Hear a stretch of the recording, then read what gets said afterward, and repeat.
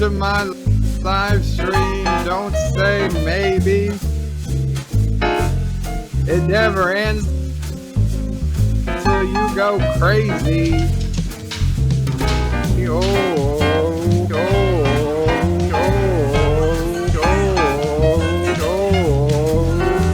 There's a booking for every resolution.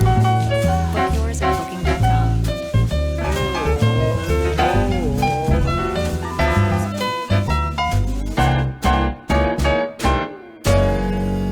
I'm just a streaming dirtbag, baby. Come to my live stream. Don't say maybe. It never ends till you go crazy.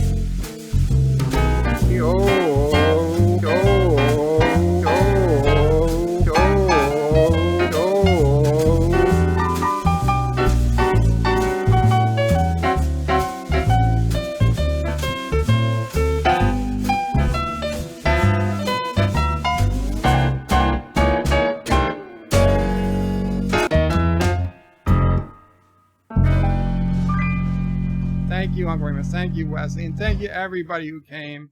Now, that's a franchise I'd watch.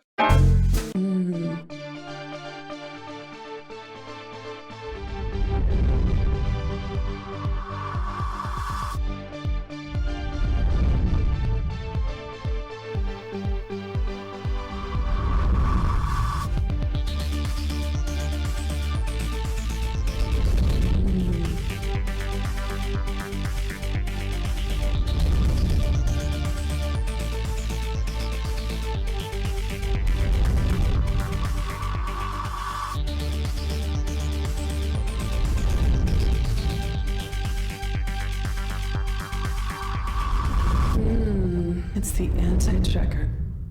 We will return to your scheduled programming shortly, or we are currently experiencing technical difficulties. Hey guys, Michael J. Crawford, the anti-trekker here, and as you can see, Auntie is, well, she's not exactly sleeping, but she's curled up in one of her beds.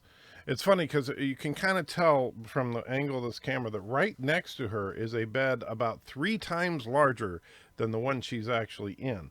The one she's actually in, we originally got for Puka, the little dog, Mrs. Anti-Trekker's little dog.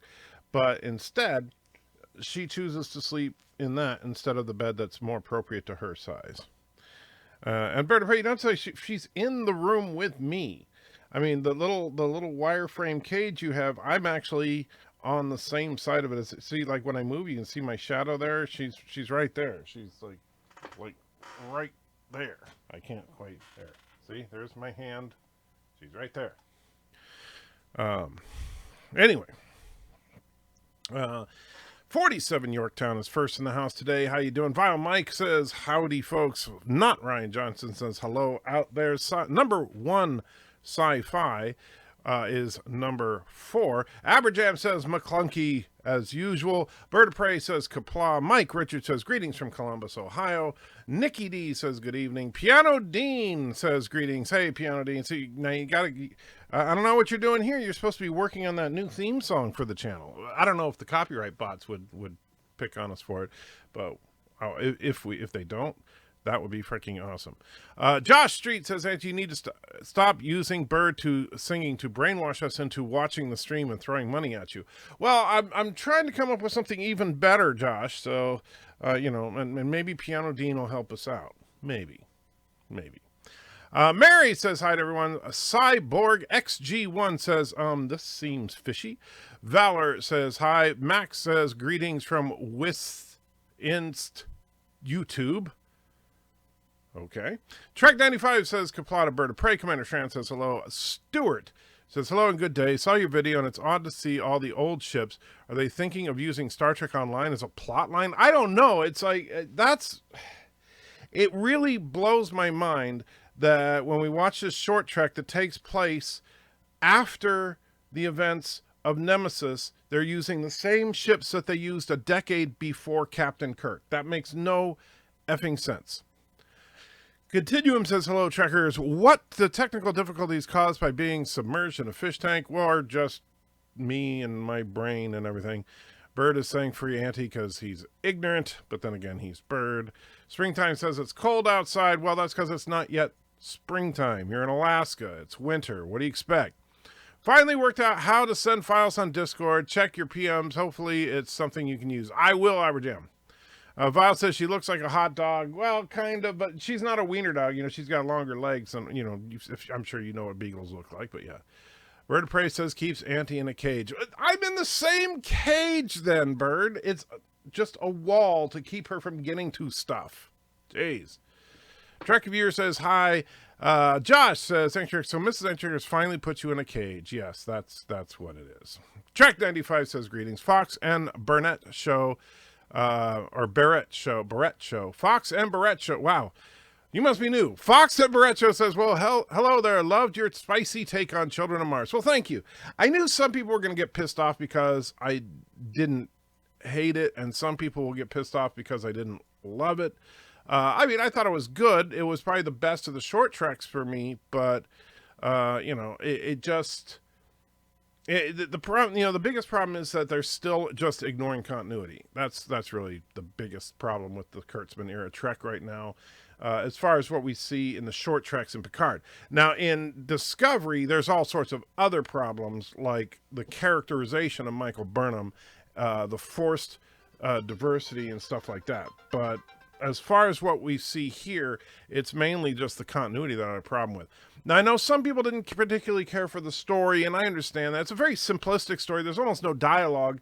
But the whole purpose of it is just to set up the tragedy that would eventually lead Picard to leaving Starfleet. Is tonight the night Star Trek Picard? No, Picard actually comes out on the 23rd. Not yet seen Children of Mars, but I don't care about spoilers for short trek, so let them rip. It's actually, like I said, it's not bad. It's just a couple of, it's really, there's not much of a story. It's a couple of girls that are fighting at school. They kind of hate each other, and they just kind of establish that these two girls hate each other, but they're both from Mars, and hence the title, Children of Mars. And then after a day of the two of them trying to basically pick on each other in school, Mars is completely and utterly obliterated by what is described in the news as synths, which we take to mean synthetic or androids, aka data, but plural, so obviously not data. And Mr. Miles says first, and then Mr. Miles says, I always wait to be first until the intro is done. Well, that's always nice of you to wait to be first. Vile Mike says, are you sure the short trek takes place after Nemesis? Yes, I'm absolutely positive, because it shows in the short trek Admiral Picard. And Picard was still a captain in Nemesis. So yes, I am 100% certain it takes place after Nemesis. It feels like summer here. It was like 80 degrees. Wow. Cyborg says, you have a great channel. I'm almost never comment, but here I am. Well, I'm glad to see you, Cyborg, and you are always welcome. And you know what? I know we got some people that like to lurk, and that's perfectly fine. You are welcome to. And I'll stick around for a while I hope you do. Mary says, is your dog Auntie a terrier? No, she is a beagle. And so it's kind of, it's purely coincidence, so it's kind of funny that me and Bird of Prey both have beagles. And Springtime is saying, free Anti-Trekker. Well, I'm not really imprisoned right now, but I'll be truly freed once I have enough subscribers and regular viewers that I can retire from my corporate overlords. Star Trek Online is the ground for many stories people now take as lore because it's known more and well-liked than the shows. Elements like the Iconians being responsible for nuking Romulus. Well, yeah, the thing is, Captain Spire, and you got to take that stuff with a grain of salt. Anything on Star Trek Online is not really canon because the people at Cryptic Studios do what they're going to do. And, you know, while they have to run it by the people at CBS, you know, do you really think CBS is going to care about continuity between the two? No. Guess your claim victory. You got anti-checker. Oh, Bird of Prey can claim victory. He's got me in a cage. I am definitely not in a cage. And who knows? Maybe if I feel like it later, I'll blow up some of Kuroga just to prove it. Mr. Miles says, I'm pissed off that you don't love it or hate it. How dare you be in the middle of the road? I'm sorry, Mr. Miles. I couldn't do any better than that. And by the way, I'm also kind of pissed off because people seem to be liking that review I did. However, everybody likes it except for freaking YouTube. YouTube demonetized that video. So I'm not getting any ad revenue off of that video. It pisses me off when they do that. Because there's nothing in that video as far as like offensive content or anything like that. And it's not copyright. You don't get demonetized for copyright. Our Jam wants to know any games tonight. I have not decided at this point if we're going to do any gaming tonight. Mr. Miles is unsubbing yet again. So watch out. The kids' subplot was good, but it goes downhill when they move away from them to Picard. Well, they only really talk about Picard for a split second, so I'm not sure what you mean there. Also, I just unsubbed because you have thoughts that are not my own. How dare you? Yeah, I know. I'm sorry. Bird of Prey 5 is always first and awesome. And no, the Dictator's agent isn't forcing me to say that or anything. Is that good? Track 95, talking to Mr. Miles. Let's see. And Fox and Barrett show. Whoa, and there goes the chat jumps on me every now and then. So let me get back to where it was, I think. Fox Barrett, yeah, the ships look like ass, agreed. And what's with a fleet of Soong androids? What's the sheet?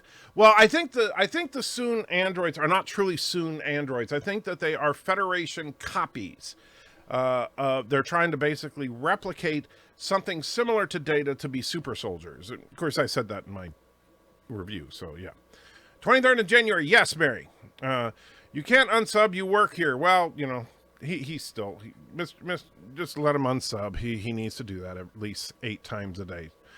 Ensign Ricky says resubbing. Well, thank you, Ensign Ricky. Good to see you, my friend. John DeMarco says hello. Mary says maybe they made the fleet of Lores instead of Datas. Well, no, if you look at as far as they're a new android. It's something we haven't seen before.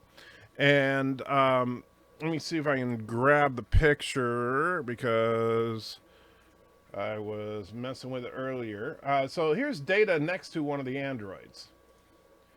And notice it says F8, which is kind of funny because, you know, fate. But, you wouldn't necessarily know immediately that it's a copy of Data, except for notice the eyes are in fact yellow. The skin is very pale like Data. The only, you know, and of course, but the features are not really all that similar. But I think that the pattern of the android is modeled after Data. So I think that these are basically Federation knockoffs of Data. I agree where you think the Picard series will go. However, the story of the two girls feels like an insecure forced attempt. I'm also getting a lot of iRobot vibes from Picard. I don't know about iRobot. I feel more like Blade Runner, to be honest with you, with the way that the synths are being treated. I'm sorry, I have to take a couple of pills here. Just part of my lovely regimen. Piano Dean says, I'm brainstorming lyrics. Excellent. Excellent. If you can come up with something, Piano Dean, then we just got to figure out a good way to record it. Because I know those live recordings you do are awesome, but I don't know. Do you have the ability to record something that's a little better sounding? I know you know what I'm talking about. Since, holy hell, Star Trek takes place in the Fallout universe. Well, here's the thing. I know a lot of people will accuse it of copying one thing or another. Like Mr. Miles makes him think of a British show called Humans. And personally, I don't take offense at the term synths or droids or robots or androids or whatever you want to call them, because every word you could possibly use for androids has kind of been used, even toasters. Didn't watch TOS till after you convinced me that it was worth it, and I'm pleased with it. Thank you. Well, no problem, Cyborg. I'm glad you checked it out. It's actually better than most people give it credit for.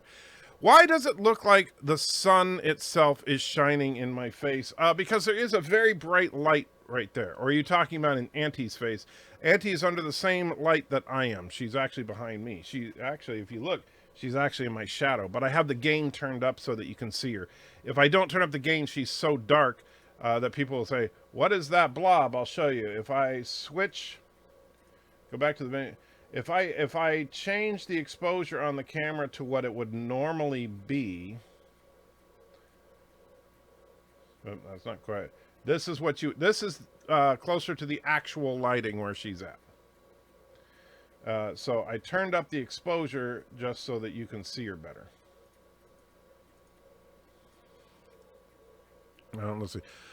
Stuart says, Lori Reloaded thinks when they took the plot from Warhammer 40k using Men of Iron, where they were mechanical men used for a working force, and what happened to Mars also happened in 40k. Well, like I said, people are going to accuse it of stealing here and there. Here's the problem. No matter what story they do, somebody's going to accuse them of stealing it. So I'm not worried about that unless it's something blatant. I just want it to be good. And here's the thing. Just because it may be borrowed from something else doesn't make it bad or good. Deep Space Nine heavily borrowed from Babylon 5. That doesn't change the fact that Deep Space Nine was an awesome show. Mary says, thanks. You're welcome. I guess Picard didn't take Kirk's advice and stay on the bridge. He obviously did not. Maybe Fallout was Trek's World War III and the dates got screwed up. That could be. Mr. Miles says, I say it's because it bears repeating. I hated the tone it set, the short Trek, super slow paced scenes mixed with action scenes. I don't know. I didn't hate that.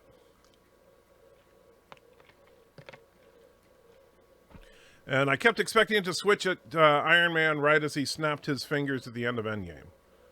Okay. Bradley says, like Captain Archer's dog. Yes, same breed. The robot uprising has been done by loads of sci-fi franchises. Yeah, that's the thing. There's nothing new about robot uprising. I mean, Terminator, Blade Runner, iRobot, and how many others, right? Heck, even 2001: A Space Odyssey could be considered that same type of thing. So yeah, just because AI rises up and goes against its master, that's nothing new. Maybe it was a memorial shot of Mars shipyards from the past during tragedy. I don't see how they can put 300-year-old ships in post-Nemesis timeline. No, the girls were... if you watch it, Surf, clearly the girls are watching... the girls are from Mars, or at least their parents are on Mars at the beginning of the episode, and they are crying when they get the news that Mars is under attack. So it's not a flashback or a fake out like that. It is clearly happening at the time. And when they're watching the news, there is in very typical newsfeed fashion, a message that Admiral Picard is I can't remember the exact, I think it was like devastated or something like that by the attack.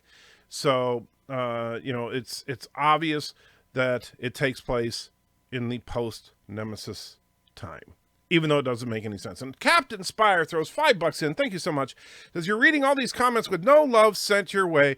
Here's to you and your glorious hair. Also, your wife is pretty. You're blessed. Thank you, Captain Spire.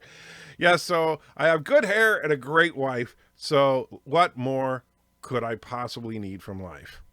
Other than about $1 million. The ship looks like garbage. Kip Bash to the Miranda. Yeah, I do not like those ships. At all. Lurking is cool, but you can't wind up Bird of Prey from the shadows. Yeah, you got to be careful. Bird of Prey is always hiding in the shadows.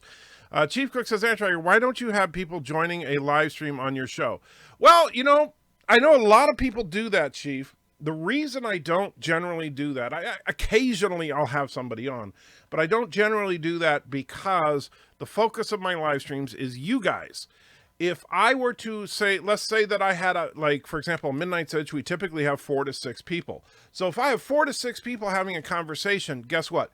The only chats that are going to get read are super chats, because I can't talk to different people and be keeping up at the chat at the same time.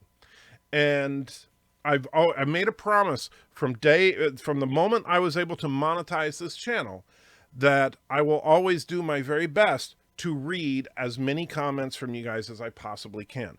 Now, it may come to a point, if I become popular enough and people actually want to be on my show for some reason, I may do like one night a week, and this would be after I'm doing this full time. I may do like one night a week where I have a guest show, where I actually have guests on the show.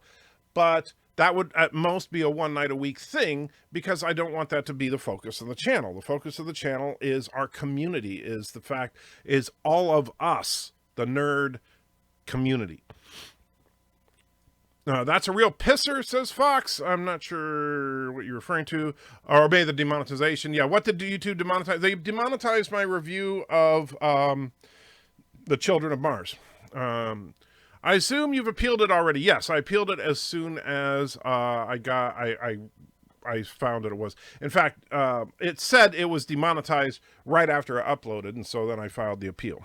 But I wasn't going to. Normally what I would do, and Mrs. Anti-Checker says, hello, hey, babe. Normally what I would do, if a video gets demonetized, now that I'm over 10,000 subs, I can leave it unlisted while they review it. And then once they review it and approve it, because every time they demonetize my videos and I appeal it, they end up overturning it. So it would meaning that they make it monetized again. So I would leave it unlisted, then they would remonetize it, and then I would make it public. However, the short trek came out today. And so if I waited a day or two to put out the video, then chances are it wouldn't get nearly as many views anyway.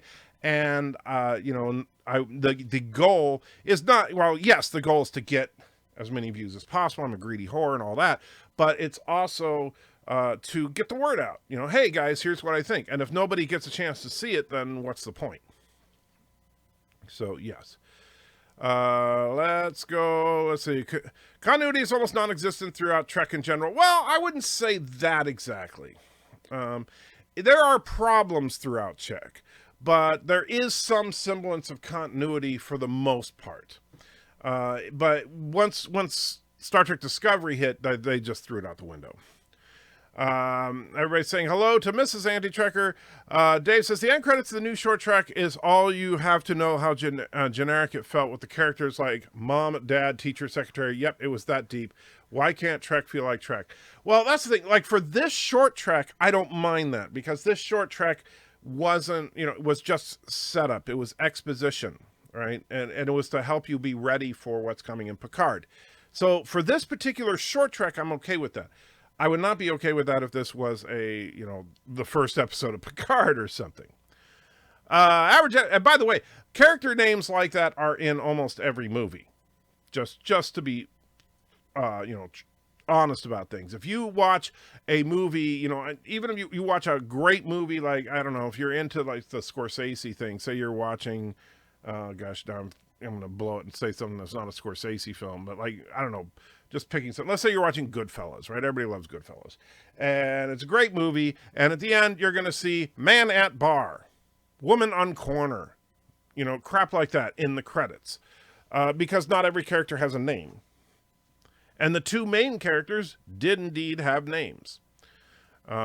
Lil and Kima, I think it is.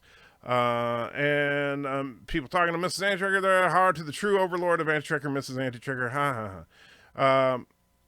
Mr. Miles says, fun fact, once I stopped saying unsubbing every other stream, you jump past 10,000 subs. Well, maybe you should stop saying it again then. Just saying. Piano D says, Miss Sanctuary, hi, I'm in Myrtle Beach. Would love for you guys to vacation here sometime. I believe we have medieval times here as well, obviously. As well as your ivory tickling show. Yeah, well, Miss Sanctuary did say we were going to check out your ivory tickling show one of these times. So we're going to have to get over to South Carolina to do that.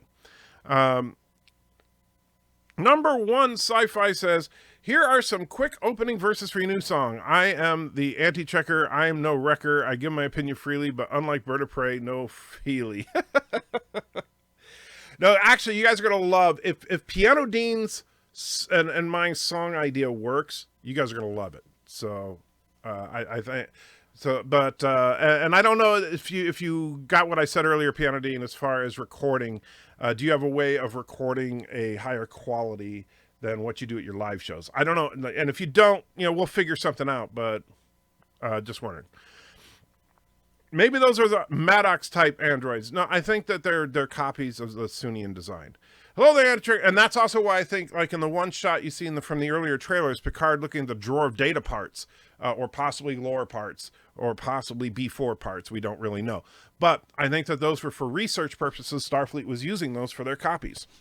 Hello there, Antigar. Auntie's sleeping. Just wait until someone gets your super chat to give her a treat, and then she wakes up. Well, she'll wake up, but if I'm careful, she'll stay in her bed and go right back to sleep. I worry that Picard might rip off humans. I don't think it's going to be anything like humans. Because in that, the androids are personal servants. It's kind of like AI and, a bunch of other stuff. At least from what I saw in that trailer you sent me. I've never watched the show. And these robots just look like purely soldiers. Beyondine says, I can record a high quality. Yes. Okay, good. Josh says, so Commander A-Hole that tried to get data finally made his own data, then mass production. That's what it looks like. And, the funny thing is, they even warned of things like that in Measure of a Man. I wonder if they're going to go back to that episode at all. Every story copies something from others. All original stories have been done before. That's very, very true. There's an old amazing DOS game, Star Control, with the Andros synth, androids made for human labor that rebelled against humans. Yeah, the androids rebelling against humans has been done a million times. Some good, some great, some not so good. The only reason that so many people worry about all this stealing is because how much stealing they did. In Discovery. I know that, Miles. I get that. But like I said, if it's blatant, then yes, I will call it out, just like I did with Discovery. If it's subtle enough, like, okay, so they borrowed the overarching idea of androids rebelling against their masters, but it's not like an absolute, it's not a robot goes back in time to assassinate the person who will stop the robots in the future, and Starfleet sends Michael Burnham back in time to save the universe. It's not going to be, that would be obviously a Terminator ripoff. But if they were to do something like that, obviously I would call it out. Did you try that Trazodone? Yeah, it's not, it was, now you made me forget what it is. It does start with a T. But anyway, yes, I had some last night, and it did seem to help me sleep a bit, but I'm still, I've been sleep deprived for so long that it's going to take, the doctor thinks a couple of weeks before I'm feeling normal. A new short trek was okay. Better than the rest. I was expecting an 11 or Sheriff Hopper cameo with Heroes by Peter Cabaldi. It's clear CBS is going for a younger crowd. Why bother with Picard? Actually, see, I think that this episode is a one-off. I don't think they're going for a younger crowd. I think that was just, the subject matter of this one. They decided to bracket it around schoolgirls. And I didn't have a problem with it. Now we can all call you Jessica. Okay, now we can all call you Jessica UK. What? Missed something. Oh, because he said he's not bad. He's just drawn that way. Gotcha. Miss Morales says, you even have a video just how many things STD ripped off in their season finale alone. Of course, people are worried about Picard ripping. Oh, well, yeah, I get that. I am worried about it, too. I'm more worried about it with if and when they ever do the Section 31 show. Because they actually said, Kurtzman actually said they're looking for things to rip off. Not in those words, of course, but he did actually say that. And so, let's see. I must have missed something because, because Piano Dean says, sounds great, Miss Antrigger. I hope it can happen. So, don't know what that is, but okay. Wait, I just got on. Are we talking about a sequel to Mars Attacks? Yeah, no, that's funny. Children of Mars. They said Mars is under attack. I was just waiting for an to show up. In addition to the anachronistic, ugly starships, I also think the 24th century CNN is silly. Well, it's FNN, yes, the Federation News Network. Darth Maul, and I love, by the way, now I'm thinking Mars Attacks, I'm thinking that, like that, do not run, we are your friends. Not sure if it's been revealed who instigates the synth rebellion. My bet is the EMH workforce. Robert Picardo is in talks. That could actually make a certain amount of sense. But which is why I would be doubtful. Don says, Antrigger, so within seconds of the attack, Picard makes a statement. Picard, knee of the knew of the attack. Apparently, well, and the funny thing about Picard's statement is, here's the thing. Let's suppose, hypothetically, that Puerto Rico, because that would be the closest thing, for an American at least. I know not everybody here is an American, but for those, the majority of the crowd is American. So let's say Puerto Rico gets absolutely wiped off the face of the planet. And Puerto Rico is a U.S. territory, so that would be kind of the equivalent of Mars to Earth, right? So Puerto Rico gets completely wiped off the map. I mean, just annihilated all at once. And then, of course, newsflash, gonna have a big announcement. Who are you gonna hear from? Is it gonna be the freaking, some 4-star general or an admiral of the Navy or something like? No, it's gonna be the freaking president. Why is it that they show Picard? Why is it that we didn't see the president of the United Federation of Planets? That made no freaking sense. Or if there is a separate president for just Earth, the president of Earth. And then we could have Richard Nixon going, my fellow Earthicans. But what they should have done is had the president there and maybe have Picard with the president while he's making his statement. That would have made more sense. But to have Admiral Picard is devastated by the attacks. Who the hell cares what Admiral Picard thinks? If we were attacked back in the 90s, I wouldn't care what Colin Powell thinks. I would care what Bill Clinton thinks, or George Bush, or whoever the president is at the time. Just because a high-ranking general or admiral cares, that makes no sense. Albert Jam is saying, when I'm calling you. Yes, some more Mars Attacks references. If Picard is devastated, then perhaps he pushed to create the synths. I don't think so. I think that he discovered the synths, and that's why he became disillusioned and left Starfleet. But we'll find out. The Jibs says, I could forgive them for having 2-year-old ships designs for civilian use, but why the McGee? The McGee is an ugly as heck. Use a good-looking ship. Agreed.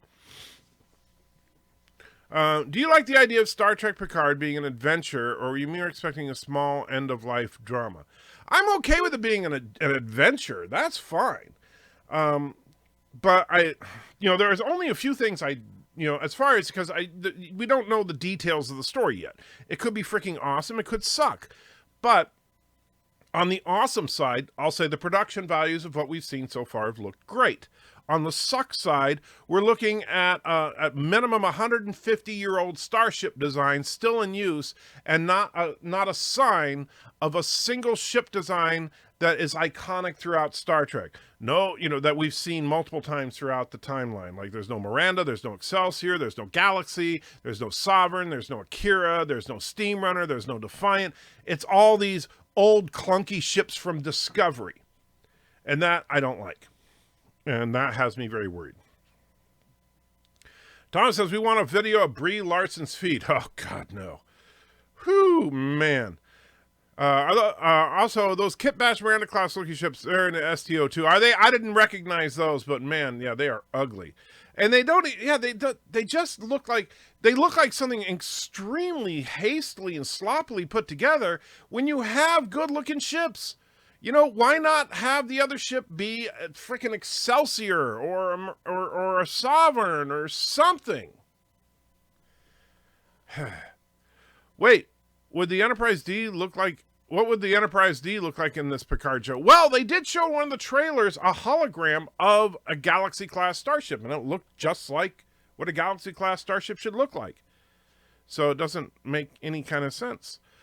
Stuart says, Mars in all sci-fi has been hellhole, a dead world that has been given life to be taken away again. If you're saying it's been used that way a lot of times, yes.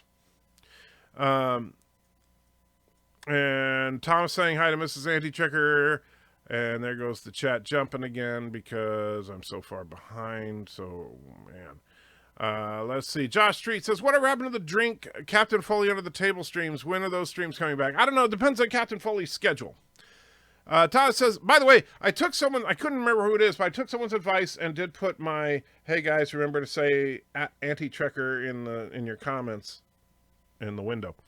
Whatever happened to, I already read that. Thomas says, I attacked A Kuroga military base and the Kuroga Air Force attack, killing their own troops and destroying their own equipment. Well, that makes perfect sense for Kurogans. Cyborg says, I'm a greedy whore at all that. Eddie Trigger, I'm so happy I was here for that. LOL. I also joined your Discord. Maybe we could chat at some point. I'll stick around at the end in case you can chat. I probably won't be able to today, Cyborg, but I appreciate it. Honestly, it's like things are so crazy for me right now. Mainly, I didn't even know it, and it makes so much sense now after talking to the doctor yesterday, but I've been trying to figure out why do I feel worse and worse and worse. And it turned out that it was sleep deprivation is what's getting me right now. And so hopefully soon I'll feel better. But like Mrs. Antricker could tell you if she's still in the chat that, I mean, we'll be trying to watch a TV show and I'm out. And so, but then I can't sleep for very long. And so, yeah, it's been rough. It has been really, really rough. Let's see. Jeff says, what the heck was that short trek today? Well, it was a setup for Picard. I think that what we saw was the event that leads us to Picard quitting Starfleet. And that's all it was. Nightbreeze says, hi, how you doing, my friend? Good to see you. Josh Street says, if Picard turns out to be a great show, you will need to do the Waffle House challenge, staying in a Waffle House for 24 hours. Why would I want to stay in a Waffle House for 24 hours? Zachary says, hey, Trigger, how are you? I'm hanging in there, my friend. Mr. Wolverine says, howdy, Mr. Friend, buddy. They're a new short blick. Yes, and it was actually the best of the bunch. Granted, that's not a very high bar, but yeah. The original series, Battlestar Galactic Cylons, were the best looking, so were their base stars. I agree. I do like the original series, Cylons. And by the way, when I was a kid, everybody, and I mean everybody, was walking around going, by your command. You know, it was just like, yeah, that was freaking awesome. As long as Star Trek does not do the Machan cult like the tech priests of Mars, the 40K community can be happy. Okay, well, I don't know anything about that, but I will take your word for it. And I know I have a few 40K fanatics around here, so I'm sure they'll tell me if they rip them off. Mr. Ross says, there is a logical reason that Picard respond if he was directly involved somehow. I could see that, but I could never see, now granted, character assassination is one of Kurtzman's specialties, so I'm not going to write it off as a possibility. But knowing the character of Jean-Luc Picard, I could not see him helping to develop the creation of an entire race of androids similar to Data when he fought so fervently to give Data rights. Loquisha says, after Children of Mars, do you have any more or less confidence in Picard? Honestly, about the same, because like I said in the video, there were a couple of things that I think were encouraging and a couple of things that I think were discouraging. So I honestly don't feel more or less confident about Picard. After the Trump presidency, the Federation has outlawed all future presidents, only admirals. Oh, is that what it was? Okay, I didn't realize that. Which, by the way, that's actually got me more discouraged about Picard than anything else. Not what you just said specifically, but something that Patrick Stewart said, which is that the reason he came back to Star Trek was because they're making Star Trek relevant by basically showing corruption in the Federation in the same way that there's corruption in the American government. In other words, political agenda time. So, Orange Man bad, you know. So so basically what they're trying to say is the Federation has become conservative and therefore evil, and that could be where these killer robots come from. So we'll see. Vile Mike says, so synths and Mars gone, blowed up, so Picard is Starship Troopers Fallout. Well, we'll find out. But again, if they borrow story elements, I'm okay as long as the overall presentation is original. They seem to say attack on Mars will be important to Star Trek Picard and Trigger, but I'm more interested in what has happened to the Romulans. Well, I'm actually more curious about the Romulans as well, and I know they're going to get into that in Picard. But if the attack on Mars is what starts the adventure, and he ends up with the Romulans and the Borg and all that, that's fine. 82 watching with 27 likes. Well, you know, I understand it's very, very difficult to hit that like button. It's like such a long stretch to get to it. But if you do like what you're seeing here, please do hit the button because it does help out the channel. Odyssey class from Star Trek Online would be a good ship to use. I don't know that class off the top of my head, Tim. Mr. Miles says, that was my best advice in the window. Glad you remembered. Well, you know, I try. I wonder if we will see the Enterprise E in Picard or Enterprise F. I doubt it, honestly. And if we do, it's going to probably be one of those stupid McGee class ships. Indy Tiger says, having money and time to make good Trek, and yet we still get mostly bad Trek. I know, that's the sad thing. And, you know, this is something I seriously, and I'm not going to put down any of my friends have larger channels. If I made enough money off of this channel, I would seriously do this right now. And I actually went online to see if it was possible, and it absolutely is. I would go to the LA Times and buy out a half-page ad, because that's the biggest that they do, in the primary news section of the LA Times. And I know that's expensive, but I would do this. And I would do it every single day for, I don't know, a month or two. And say, you know, dear CBS, please stop screwing up Star Trek. Your fans, you know, and just put that in the, and seriously, I mean, get a message to these people. But unfortunately, this channel isn't big enough to fund something like that, so not going to happen.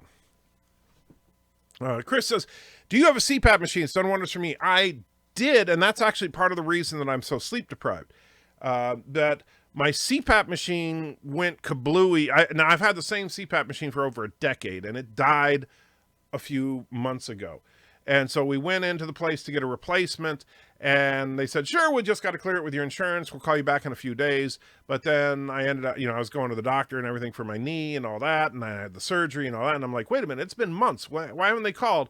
And I called them back and said, oh, we forgot to turn in the paperwork. So I should have my new CPAP machine in about a week.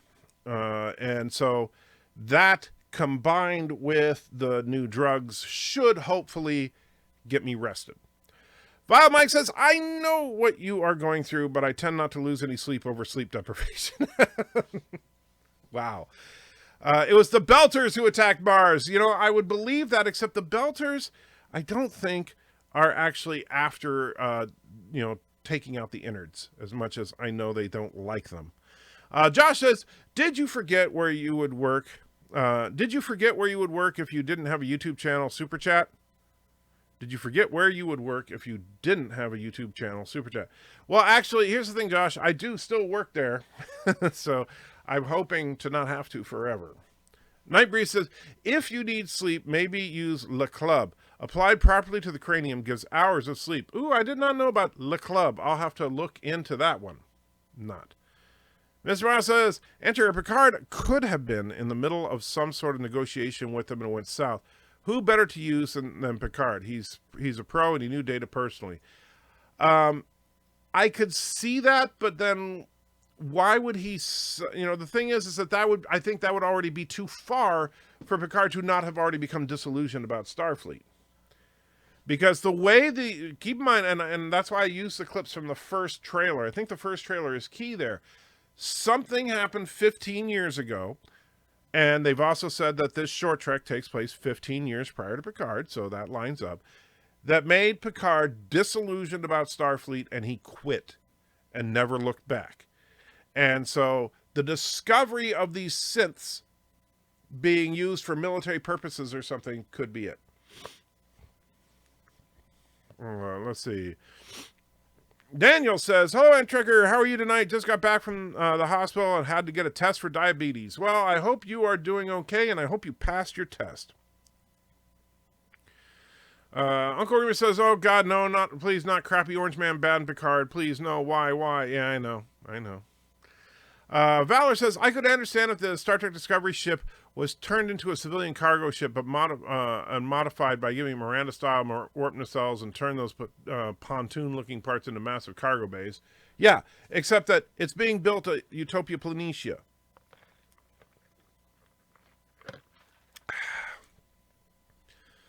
The president did not appear on FNN because he was busy playing space golf. That could be. Trek yards will blow a gasket when they see these 300-year-old ships. Yeah, I'm curious. I don't know. I haven't talked to Foley. I don't know what he thinks of that. I know They did a video about the shuttles already, but I haven't watched it. So I don't know what their opinion is. What if it was Star Trek Discovery that blows up Mars as one of the ups went bad? One of the ups? Not sure what you mean. Thomas says, Turkestan Intelligence uncovered an email sent by Bird of Prey to the Star Wars girl offering to help punish you for torturing her last night. Oh, yeah. For those of you that weren't there, on Midnight's Edge After Dark last night, I had a great time. That Star Wars girl, if you don't know Anna, she's a very popular channel, like 130,000 subs. She came onto the show, and she had not seen anything of Star Trek Discovery since like midway through the first season. And so I started describing to her some of the things that happened on Star Trek Discovery, and I brought her almost to tears with it. So that was lots of fun. And I have to say, just so you know, Thomas, that Star Wars girl sent me a direct message later that night and thanked me for, just for hanging out with her and having a good time. So she did not take any true offense to it. So, and she seems to be a class act, I gotta say. So with Mars gone, and that was the first time I had any direct interaction, although she says we were on a stream together before, but I don't remember it. Maybe we just didn't talk directly during that stream. Would have had to have probably been a Nerdrotic stream. So with Mars gone, that means Utopia Planitia fleet yards are also gone. Well, it would appear so, because the two girls, one of them worked, one of their parents worked at Utopia Planitia. And it's pretty clear that their parents are gone now. They probably can't trust the Enterprise E designer. It would be a copyright problem, I would think. No, it would not. Especially now. Keep in mind that Star Trek is owned by CBS. And this is a CBS production. And even what little bit does belong to Paramount, well, CBS and Paramount are now merged. So it doesn't matter. So no, there is no copyright problems. Von Mike says, were they really building a new McGee-class ship, or is it possible it was a Starship Museum? Well, it could be a Starship Museum. That would be good. But there was no indication of that. And so I'm sure Mrs. Antchecker would not mind applying Le Club to Anti-Trekker for his health, of course. Wow, you guys are mean. Dave says, I get dizzy when I eat surgery things, so I went to the hospital. Ah. Well, I do hope you're feeling better soon, man. Jeff says, I'm wearing orange today. Am I a bad orange man? Yes. Breaking news, Antrekken confirms that Michael Crawford works at Waffle House. Super chat is true. Oh, that's what you meant. Okay, sorry. No, I do not work at Waffle House. Could the human girl be the girl in the Picard trailer? No. The girl in the different hair color, I mean, I guess it's theoretically possible. You could say she dyed her hair and grew a massive chin for some reason, but I doubt it. I kind of doubt it. However, if they did, that would actually make more sense than it being Picard and the Borg Queen's daughter. In Best of Both Worlds Part 2, they showed a Mars Defense Force. Guessing that failed once again. Well, yeah, when your Mars Defense Force is 3 one-man fighters, then yeah, that's a bad sign. Well, there you go. The synths might be have been trying to negotiate for their freedom, and Starfleet refused to give it to them, forcing them to attack. Give Picard a reason to respond so quick. Why the droids would attack, and why he'd be disillusioned with Starfleet. I could see that as a possibility, but like I said, that still doesn't make a lot of sense, in that Federation law would indicate they already would have their own rights, because Data was given rights. I did not see the new trailer for Picard. Is it good? Well, it's not a trailer. It was the short trek that was released today. And it was all right. Wait, what? Star Trek blew up another planet? What'd I miss? Yes, they blew up Mars now. Although Mars is still there, just the surface of Mars was completely nuked. And I mean, it was actually a fairly impressive shot of, say, Mars did get nuked. Stewart says, what if the AI from Star Trek Discovery was put in Mars, was forgotten about, and was used as the main program for someone for Starfleet without knowing what it was, and Mars got nuked from it? Well, except that the AI, that particular AI was completely destroyed, at least according to what we learned. Entering a Bird of Prey 5 with you, Le Club, on you. I'm sure he would, but he won't get the opportunity. But I will be more than happy to use Le Club on Bird of Prey. Darth Miles says, I'm happy Star Wars Girl took it in good fun. I feel like I played a bit of a part in it. Well, you did. You gave me several suggestions that I took advantage of, but it was interesting to see your reaction. It's exactly as I thought. Yes. And thank you, Darth, for reminding me of some of the stuff, especially the astromech droids, because, man, I got her so good with that one by leading her on with the whole story of my going to the world premiere of episode 1, because all that was true, and then I just put in the knife right at the end. It was beautiful.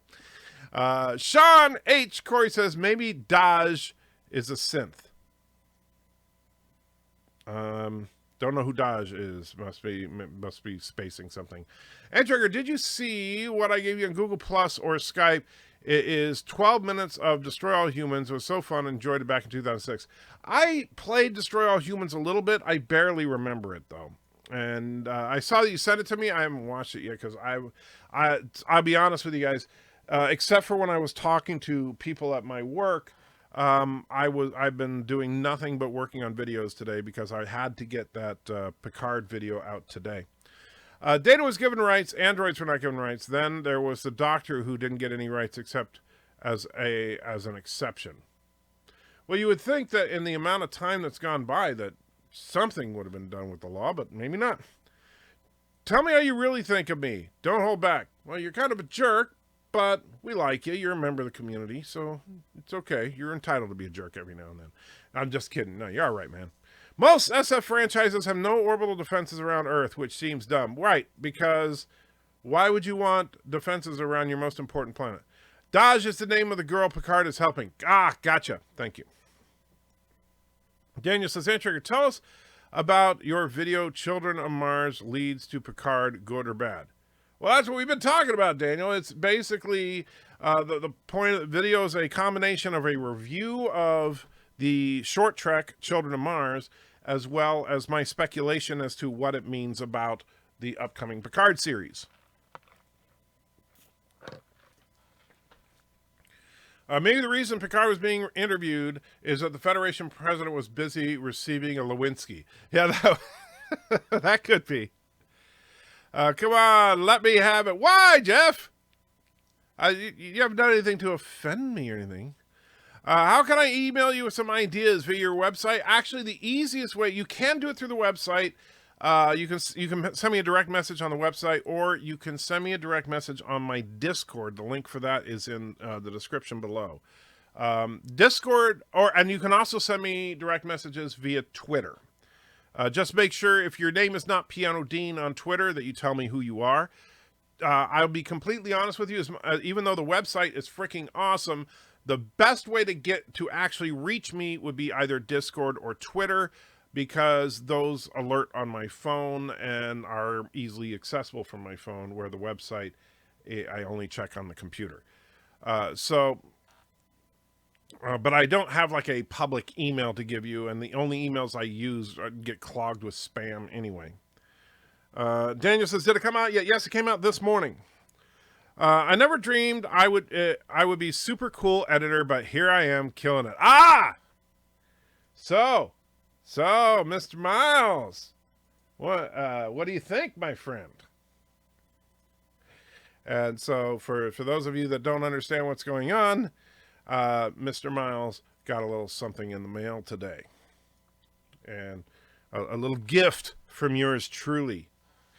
Don't say I never did anything for you, Mr. Miles. The Dib says, remember the scene in DS9 where the Admiral says Cisco is leaving Earth as a tempting target when the place never has a ship near it anyway. Yeah.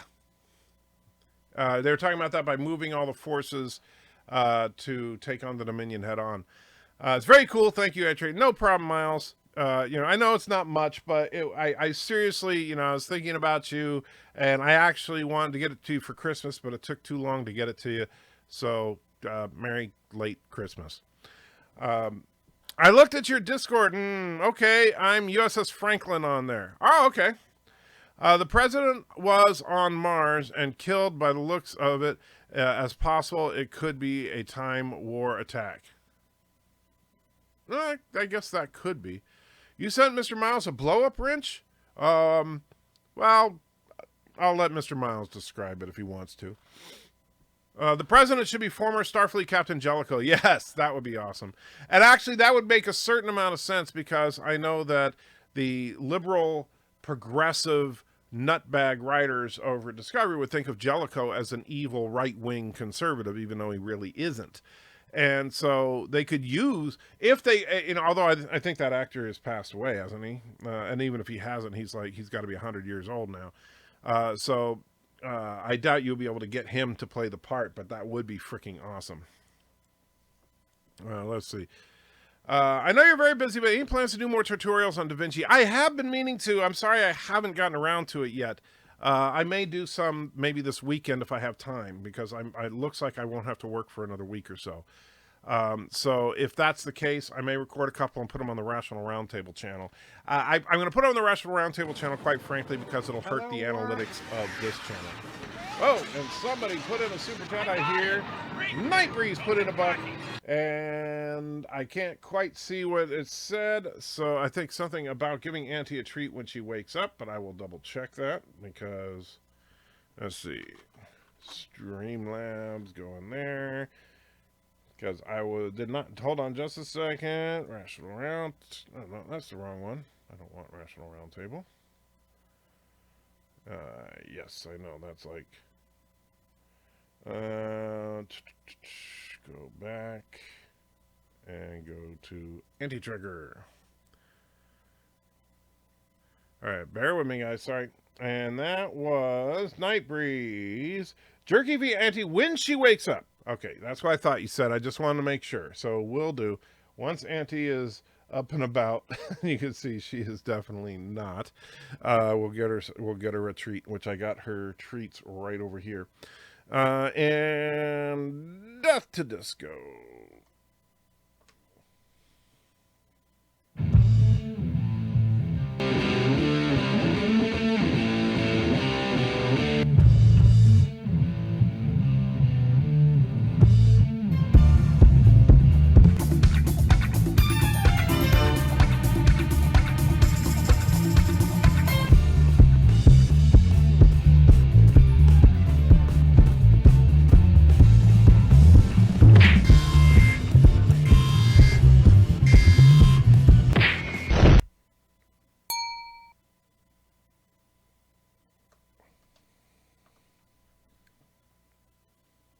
All right, and so Tim says, I was a member of one of Captain Foley's Facebook groups, and I can't find it now. I wonder what happened. Well, depending on which group you were in, there was actually a fraudulent one out there. Captain Foley told me about it, and he's been trying to get them removed. So that's a possibility.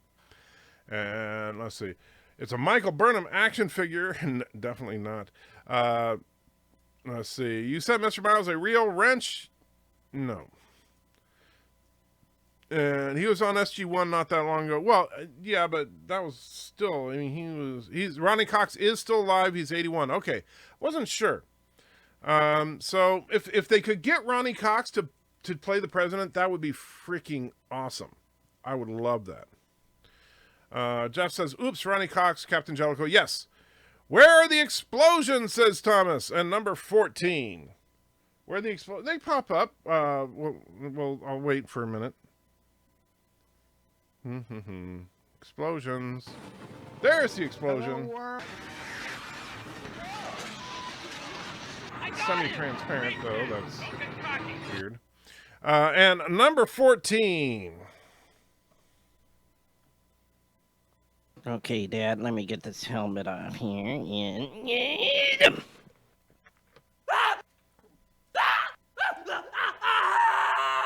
F*** you, Luke Skywalker.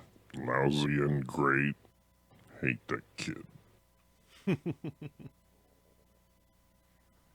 Man, I always do that. Sometimes when I'm done with a super chat, I almost click the end stream button instead of the go back to the main button, which would be horrible. Let's see. Trek Reviewer says, the actor who played Captain Edward Jellicoe is Ronnie Cox, and he's still alive and still acting. Okay, well, then they should get him. Did Captain Foley have one that dealt with hot women of Star Trek? Yeah, I believe that's called Beam Me Up Hottie. I've seen that one a few times. So, yes. Did you notice Arnold J. Rimmer from the Red Dwarf? Although I don't know that Captain Foley started the group. I think he was just a member of it, but I'm not 100% sure. Did you notice Arnold J. Rimmer from Red Dwarf is in the Star Trek Discovery picture? No, I did not. Thomas wants a tank. Well, you keep looking, Thomas. Andy Rigger, do you believe in the Philadelphia experiment? You mean, do I believe it was real? Nope. Ensign Ricky says, Ronnie Cox has his own bluegrass band. It's pretty darn good. Don't know if he does music most of the time or if he acts anymore. Well, like I said, if they could get him, that would be awesome. If he's retired, I can certainly understand. At 81, he can afford to be picky at this point. Nagman Mirza says, I'm new to the channel. Are you a Stargate SG-1 fan? I do like Stargate SG-1. I haven't finished it, just so you know. Actually, Mr. Miles, my editor-in-chief, he took a lot of arm twisting to try and get me to start watching it. And I did. I've watched the first 7 seasons. I need to get back into it when I have some time, when I'm not exhausted and all that. But yes, I do like SG-1. I don't have any opinion on Atlantis yet because I haven't seen any of it. And I certainly have not seen Universe. And I think that's it for the major Stargate shows, right? Let's see. And so then, wow, am I actually caught up in the chat? Is it a Thanksgiving miracle or Christmas miracle or some kind of strange miracle? It's just weird. Mr. Miles does not like Stargate SG-1. He's deeply committed relationship with it. That is, yes. That's true. Rock Solid says first. A little late. Mr. Miles is first. Mr. Miles says, I've said this before, but I really think you'll like Atlantis more than Stargate SG-1. You know what? I don't know. I really do like SG-1. Maybe you're right. We'll find out. And let's see. I just finished watching Children of Mars. Those girls seem to have a lot of toxic masculinity. Yes. Hey, gonna see the Kiss farewell tour with David Lee Roth opening. I have no intention on it. Never been a Kiss fan, honestly. They never did anything for me. Tim says, well, damn it, I wanted to make a smart-ass remark about Foley concerning the group, and now I can't. Well, what can I say?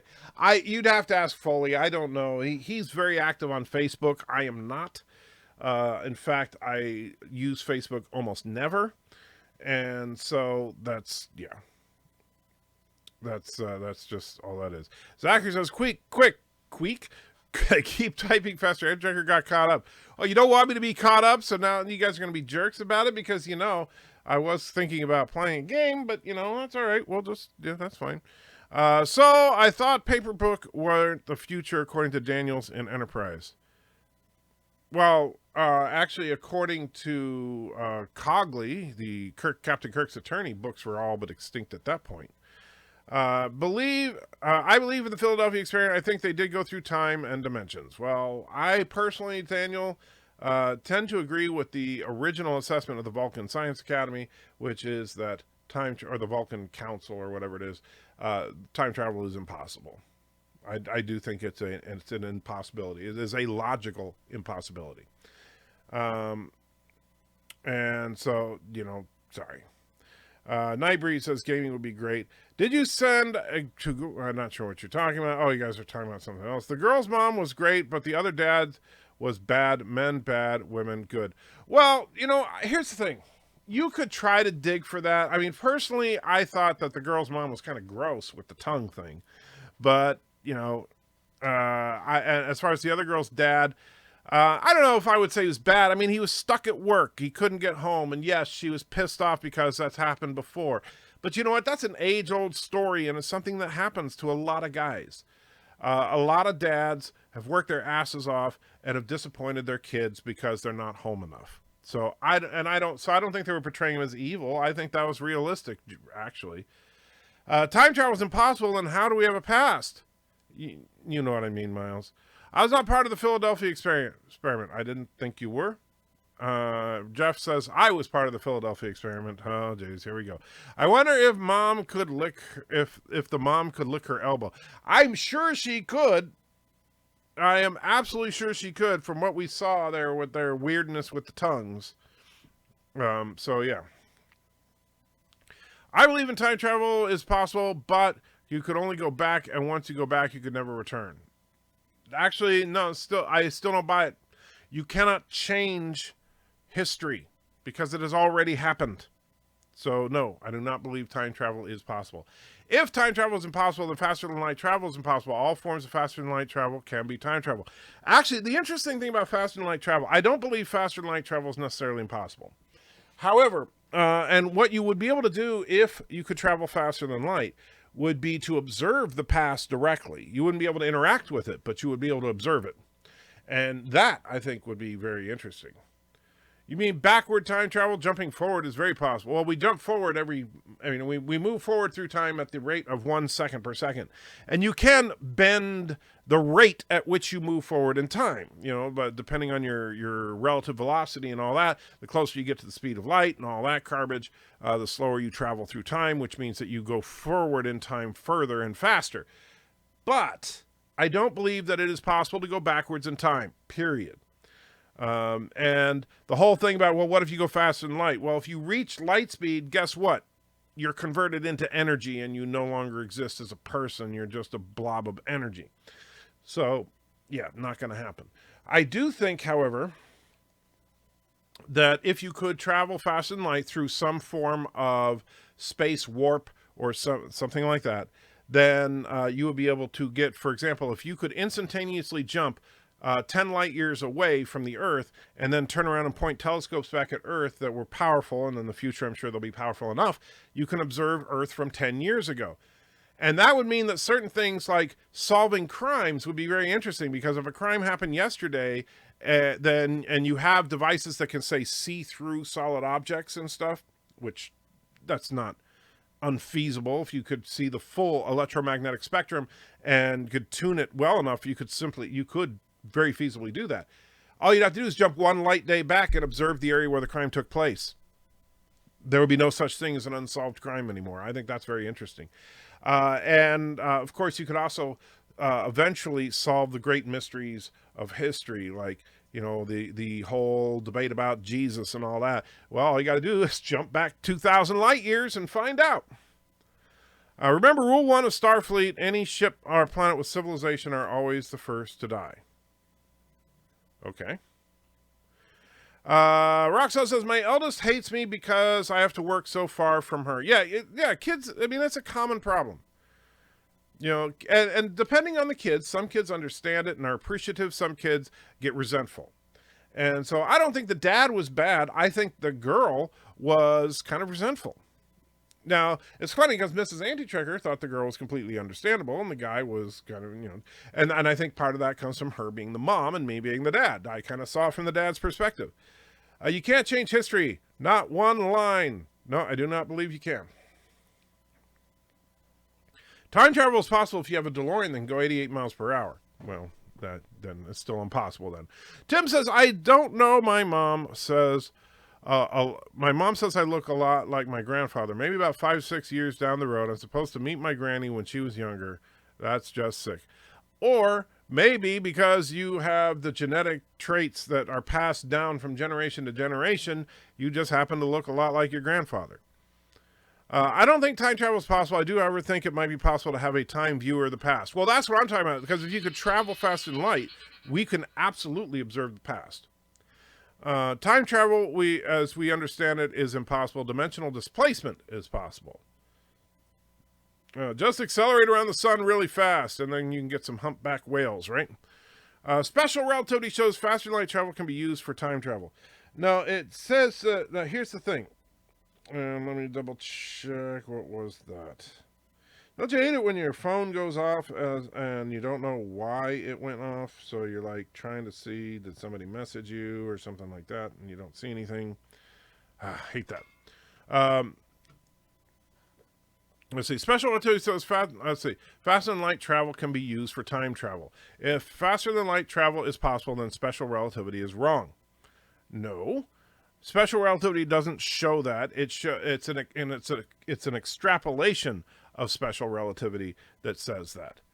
because according to relativity, nothing can move faster than light, and in order to go backwards in time, you would have to move faster than light. That's why the theoretical particle of tachyons go backwards in time as they travel, because they move faster than light, theoretically. But you could not travel backwards in time, even if tachyons can. Since the planet and sun are both moving through space, you would need to travel in both space and time, or end up floating in a void. That's kind of true. You remember the Phantom edit of episode 1. That guy made his own version. People forget how bad the reaction was to episode 1. Also, the People versus George Lucas documentary. I don't remember the Phantom edit of episode 1. I do really like the anti-cheese edit of episode 1. I'm a big fan of that. The daughter was a little bee. Well, she was something. Trek Reviewer says, what if you are in a DeLorean and you go 88 miles an hour? Have you ever seen the early 2000s TV show 7 Days? Wow, that's a random way to put it. No, I'm not. We are constantly traveling through time, but because of the time it takes for light to enter your eyes and be comprehended by our brains, we forever stuck slightly in the past. That is kind of true, yes. Matt G says, this was way before any of this, Hand Trigger. Okay. People go back in time when they fly over the international date line. No, they travel backwards in date, not in time. Miss Handtrigger is always right. That is true. I put a picture in Discord. Take a look when you get a chance. All right. Thomas says, you used to be able to observe the past on the History Channel. Yeah, but now you can just observe ghost hunters and stuff like that. We can change history. Just click delete. Laquisha says, according to Richard Feynman's QED, quantum electrodynamics, particles travel back in time and affect themselves in the future, which we observe as antimatter moving forward in time. Well, that's lovely. But I'm not going to try to learn about Richard Feynman's QED to verify or deny that. Tim says, what is special relativity? Ooh, you said special, LOL. Okay. Daniel says, Al B. Leak is the man who's involved in the Philadelphia experience, gave a highly detailed talk about what happened to him and his adventures through time and the far future. That's great, but that doesn't make it true. I don't buy it. Mr. Miles says, how about sending messages to the past? Information. You can send tachyons. If you can send tachyons in the past, perhaps you could use them to carry information. That might be a possibility, but the problem is you would already know if it was possible. Because someone would have received said message and affected the time. And since you can't actually change the past, it would have had to have already happened. It's been a long time getting from there to here. Jeff says, you can build a time machine out of two connected wormholes with their throats held open by negative energy, moved one end around near the speed of light. Yeah, Jeff. Let me stop you right there. How are you going to build a wormhole? Just checking. And then, what end will be your earlier time than the other? Travel through the wormhole from the future and you'll end up in the past, but you can't travel earlier than when it was created.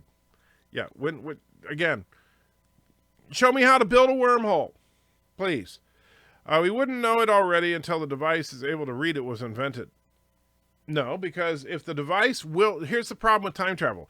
If time travel will ever be invented that doesn't require you to use said device, like I can't remember the name of the movie now. We watched a movie about it recently where you had to be in this device to go back in time, so you couldn't go back in time further than when this device was first built.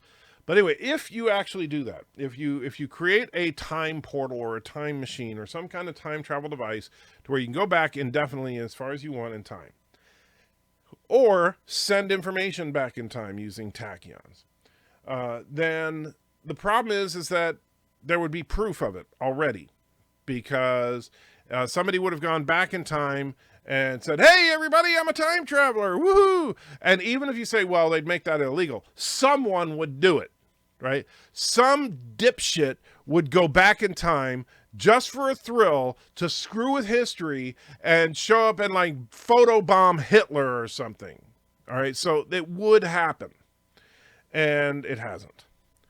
Okay, what if you travel past the international date line backwards 2 or more times in the same 24 period? What day is it then? The same day. you do realize that you can't just keep going back in time. I built a wormhole out of the paper mache and polyester fillings for effect. So there. Okay. Loquacious said, you watch 4 famous lectures Feynman gave at University of Auckland in the 70s, which is made into the book QED. You can watch them on YouTube. He talks mostly about quantum optics. Here's the thing, Loquacious. I know there are people that believe that time travel is possible. I'm not one of them. Okay? I think it is a logical contradiction.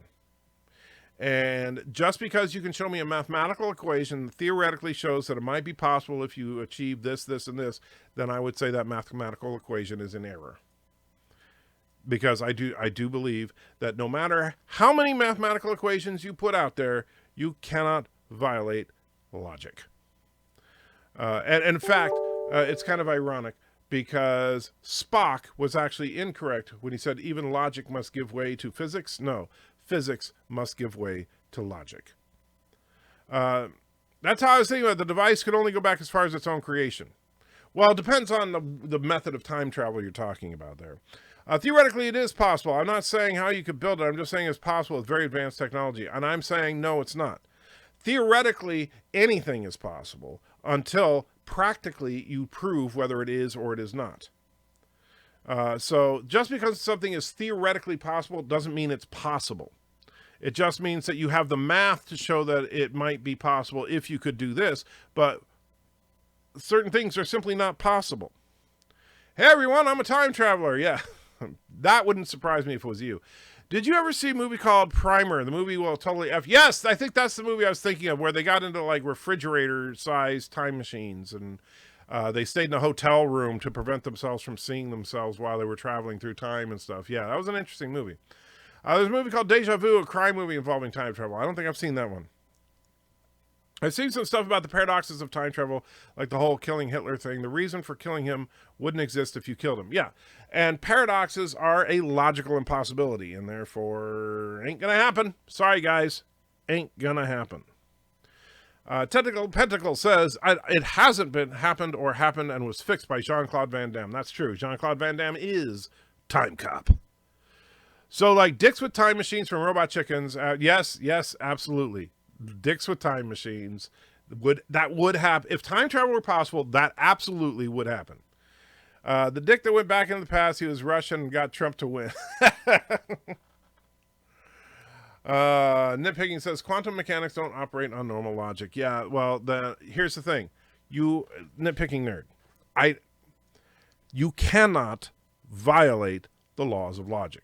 You can't. And really, all quantum mechanics boils down to is probability. Because the problem is, and that's why they have the whole, well, the closer you can measure the position of a particle, the less likely you are to be able to measure its velocity accurately, and vice versa. The uncertainty principle. Quantum mechanics is a way to predict the probability of something happening. It is, and the thing is that, yes, there are some interesting things that come out of quantum mechanics because we don't know how to resolve certain factors in the equations. And so we come up with all these things like the multi-universe theory and stuff like that. You know what that is? All that is called crap. It really is. I know some people believe it is 100% real because the math says that it's possible, but you know what? Just because the math says it's possible does not prove it's real. It only shows that the math works. When you look at the sun, you're seeing 8 minutes into the past. You are. Humans are incapable of pure logical reasoning. Any logical conclusion we come up with may be flawed. Well, it depends on what level of logic you're talking about. 2 + 2 = 4, no matter how you try to slice it. If you go back in the international dateline twice 1 day, you also go back past midnight, setting the day forward. So 2 days back and 1 day forward equals 1 day back. Exactly. Feynman doesn't ever state humans can go back in time, just that particles seem to do it. And he seems to be one of the greatest physicists, rivals Einstein. Well, here's the thing, Loquacious. If he simply says particles may be able to go back in time, but people can't, then it doesn't change anything about our discussion. You can't go back in time. Time travel is not possible. Now, if you want to argue, but there are particles that go back in time, doesn't matter if that's not useful to us in any way, shape, or form. If we can't send information back in time, or we can't actually travel back in time or send anything back in time, then it's meaningless as far as from any kind of practical standpoint to know that, let's say, tachyons, for example, are real and go backwards in time. If we can't alter those tachyons on their way back in time in order to send information backwards in time, it's completely meaningless. Talk to the prophets. Well, they're fictitious, you know, as far as I assume you mean the wormhole prophets. Unless we are omniscient. Well, we're not. So that kind of ruins that argument. Vile says, all you need to make a wormhole is a little exotic matter, virtual particles, matrices, and a small singularity, and a really big magnetic field. Oh, okay, is that all? Only one person who never heard of Hitler will go back and kill him by accident, and their life won't be affected. Hitler's lack of existence could kill him. Yeah, okay. So Jean-Claude saved Hitler? No, but Jean-Claude would have if somebody tried to go back to kill Hitler. Stephen Hawking would never take a bet about traveling backward in time because he believed that a person was a time traveler. Okay. And just need those tachyons for time travel. Or according to Voyager, that's true. I think if you go back in time, you created the new future. Would that mean you really went back in time or just leaving the present? It means that you would have created a paradox and it would not have happened.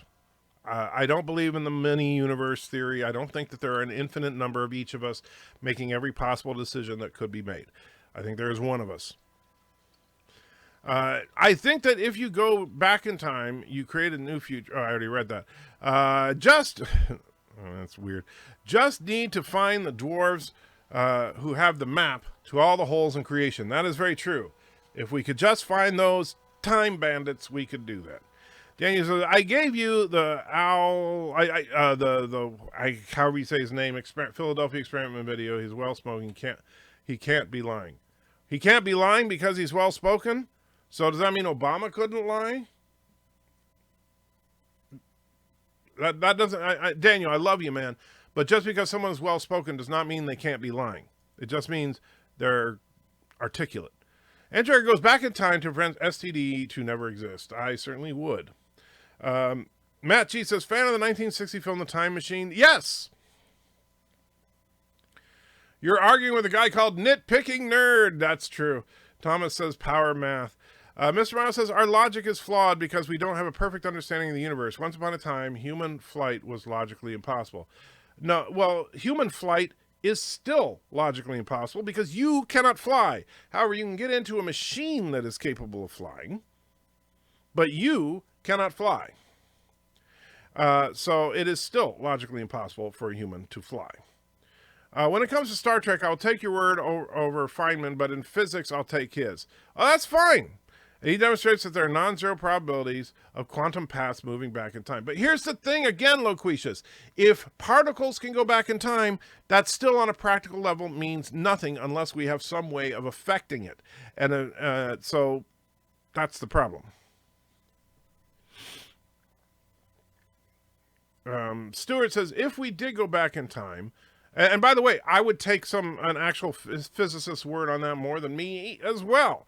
Heck, if Dr. Alex were here, I would say, hey, listen to him, not me, because he's an expert. I'm not an expert. I don't claim to be. However, basically, I do not believe, and I have not seen any kind of really convincing evidence that time travel is possible.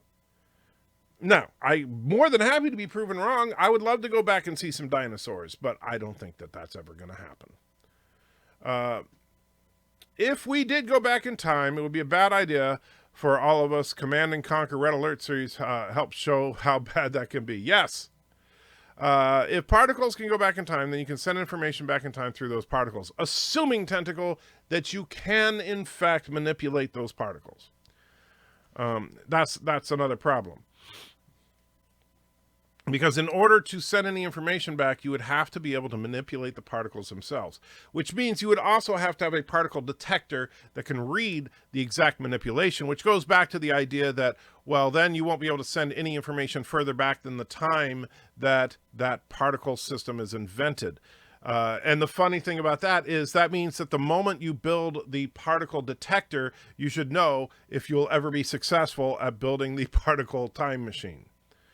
Darren says, "Hi, how's everyone? What did I miss?" Well, we're talking about time travel at the moment.